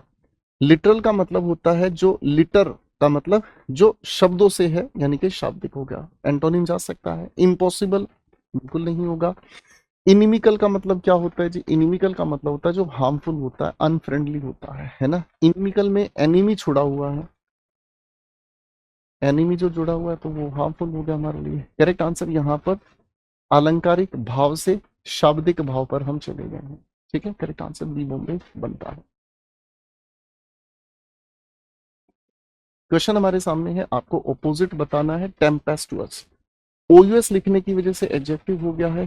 टेम्पेस्ट का मतलब होता है सी स्टोम, समुद्री तूफान, जो समुद्र में तूफान आता है। Ramesh has a tempestuous relationship with his neighbours, अपने पड़ोसियों के साथ उसका जो रिलेशनशिप है वो तूफानी है। किसी के साथ नहीं बनती, हर किसी के साथ मेरा भाई झगड़ता है, तूफानी उसका बिहेवियर है, जो सामने उसी को लपेट दिया, लड़ाई झगड़ा, माँ बहन, है ना। टुमुल्टस ये वाला वर्ड एग्जैक्ट सिनोनिम है, ठीक है ना। तू मैं जिसमें हमेशा होती है। किसी भी शब्द में बैली देखने को मिले तो समझ लो वो वॉर करेगा। बेलीजेरेंट का मतलब होता है लड़ाकू, ये भी सिनोनिम्स बैठ गया। रॉयट का मतलब होता है दंगे, भाई साहब ये भी सिनोनिम बैठ गया। ट्रैंक्विल में ट्रैंक का मतलब पीस होता है बेटा, ये एंटोनिम हो गया। एंटोनिम ही हमसे पूछा गया था, राइट। बढ़िया सवाल था भाई। क्वेश्चन हमारे सामने है, हमें ऑपोजिट बताना है इस वर्ड डिस्ट्रॉट का। They were distraught on receiving the news, खबर मिलने के बाद वो इंसान मेंटली डिस्टर्ब हो गया। मेरी बात समझ रहे हो? इसका मतलब होता है अपसेट हो जाना, एजिटेटेड हो जाना। एजिटेटेड मैं ठीक से लिख देता हूँ, एजिटेटेड, ठीक है ना। डिस्टर्ब हो जाना, अपसेट हो जाना, बहुत ज्यादा परेशान हो जाना। तो कुल मिलाकर ये जो वर्ड है मेरे भाई, ये नेगेटिव है ना जी। अब यहाँ पर परटर्ब और डिस्टर्ब एक ही वर्ड होता है, जो इसका मीनिंग है एजिटेटेड, डिस्टर्ब, ठीक है ना। टर्ब का मतलब ही होता है क्या चीज? अशांत, ठीक है ना। तो ये सिनोनिम बैठ सकता है। रेटल्ड, रेटल्ड का मतलब क्या होता है? डिस्टर्ब भी होता है भाई साहब, ये भी एग्जैक्ट सिनोनिम बैठ गया है। फ्लस्टर्ड का मतलब क्या होता है? फ्लस्टर्ड का मतलब होता है भड़का हुआ, घबराया हुआ, चिंतित, विचलित, ठीक है ना। कंपोज्ड का मतलब होता है मेरे भाई शांत, ठीक है ना, इसको हम कहते हैं पीसफुल। करेक्ट आंसर बी यहाँ पर हमारे लिए आता है एंटोनिम की अगर बात करते हैं। क्वेश्चन हमारे सामने कहता है मेरे भाई आपको इस अंडरलाइन वर्ड का एंटोनिम बताना है। She is considered to be demure by her family members, ठीक है। डिम्योर का मतलब हमें क्या समझते हैं, ध्यान से देखिएगा। डिम्योर का मतलब हमें समझ में आता है कि कोई भी इंसान जो रिजर्व होता है। रिजर्व होने का मतलब क्या होता है भैया, रिजर्व होने का मतलब है जो हर किसी के सामने ओपन नहीं होता। मैं अगर हर किसी के सामने ओपन नहीं होता, शाई होता है, मैं अगर कहूँ तो इसी को कंट्रोल भी हम कह सकते हैं, रिजर्व भी कह सकते हैं, और अच्छे से अगर हम इसे कहने की कोशिश करें तो मोडेस्ट होना। कुल मिलाकर ये सभी के सभी शब्द पॉजिटिविटी को बताते हैं। मोडेस्ट सिनोनिम है, सोल्म सिनोनिम है। सोल्म का मतलब थोड़ी देर पहले भी आपको पता चला था, फॉर्मल होना, सीरियस होना, शांत रहना, गंभीर रहना। अगर हम कहते हैं सिडेट, सिडेट से ही वर्ड बना है सिडेटिव, जो शांत कर दे। अगर मान लीजिए किसी को बहुत ज्यादा खांसी जुकाम है तो डॉक्टर उसे सिडेटिव देते हैं ताकि उसकी खांसी जुकाम शांत हो जाए। सिडेट का मतलब क्या हो गया, शांत कर देना, यानी कि ये थोड़ा थोड़ा सिनोनिम्स की तरफ चला जा रहा है। ब्रेजन हमारे पास यहाँ इसका एंटोनिम रहता है, और ब्रेजन का मतलब हमें समझ क्या आता है, जो बोल्ड होता है, जिसे शर्म नहीं आती, बेशर्म इस इंसान को कह सकते हैं, ठीक है ना। ब्रेजन का मतलब होता है विदाउट शेम, बेशर्म इसे हिंदी में। करेक्ट आंसर सी को चाइना। क्वेश्चन हमारे सामने है, हमें इस लिखे वर्ड का एंटोनिम बताना है दोस्तों। What he got by way of settlement, settlement के जरिए उसे क्या मिला, वाज अ पिटेंस। पिटेंस का मतलब होता है जिसे हम कहते हैं लिटिल अमाउंट, ठीक है ना, थोड़ी सी ही राशि उस इंसान को मिली है, ठीक है जी। तो पैटी अमाउंट अगर हम कहेंगे तो ये इसका सिनोनिमस मीनिंग सामने आ गया है ना। मिनी स्कूल, मिनी का मतलब भी छोटा होता है, छोटी अमाउंट हो गया, ये भी सिनोनिम हो गया। अब एक वर्ड हमारे सामने लिखा बोनेंजा। जब बोनेंजा के बारे में हम बात करते हैं तो बोनेंजा होता है किसी को बहुत ज्यादा उम्मीद से पैसा मिलना, बोनेंजा इसे कहा जाता है। एंटोनिम तो आ गया भैया पकड़ में, है ना। इंस्टॉलमेंट भैया किश्त भरवा लो, पार्ट ऑफ अ पेमेंट होती है ना, इंस्टॉलमेंट होता है किश्त जिसे हम कहते हैं, तो ये दूर दूर तक कोई ताल्लुक नहीं रखता। तो करेक्ट आंसर यहाँ ए फॉर एप्पल रहता है, बोनेंजा। You can check. तो मेरे प्यारे दोस्तों, ये आप लोगों का सेकंड पार्ट है, टॉप 100 एंड ऑल। उम्मीद करता हूँ आप लोगों ने पूरे सेशन को अच्छे से देखा होगा और पूरे के पूरे सेशन में समझा होगा कि हर एक वर्ड को ठीक ढंग से समझा जा सकता है। इसी बात के साथ मैं आपको फिर से एक चीज कहना चाहूंगा, वोकैबलरीज को समझने पर जितना ज्यादा आप एफर्ट्स लगाएंगे, समझ लो आपने वोकैबलरीज को भूलना खत्म कर दिया। हर एक बच्चे की एक ही शिकायत रहती है, जी वोकैबलरीज को मैं याद करता हूँ पर भूल जाता हूँ। ये बिल्कुल नेचुरल है, इसमें डरने घबराने की कोई बात नहीं है। जिस बच्चे ने वोकैबलरीज के प्रीफिक्स का, सफिक्स का, रूट का अच्छे से पकड़ बना लिया, उस बच्चे को वोकैबलरीज में कभी भी दिक्कत नहीं आएगी, इस बात का मैं दावा करता हूँ, ठीक है। उम्मीद करता हूँ सेशन आपने एंजॉय किया होगा। जब भी फुर्सत मिले, खाली बैठे हो, पूरे के पूरे सेशन को दोबारा से देख लो, कुछ नया आपको सीखने को मिलेगा। अपने दोस्तों तक इस वीडियो को जरूर शेयर कीजिएगा, उन दोस्तों को भी इसके बारे में जरूर बताइएगा, क्योंकि अच्छी चीजें दोस्तों तक फैलाना हमारा ही फर्ज बनता है। मिलते हैं ये अगले सेशन में। Bye everyone, take care.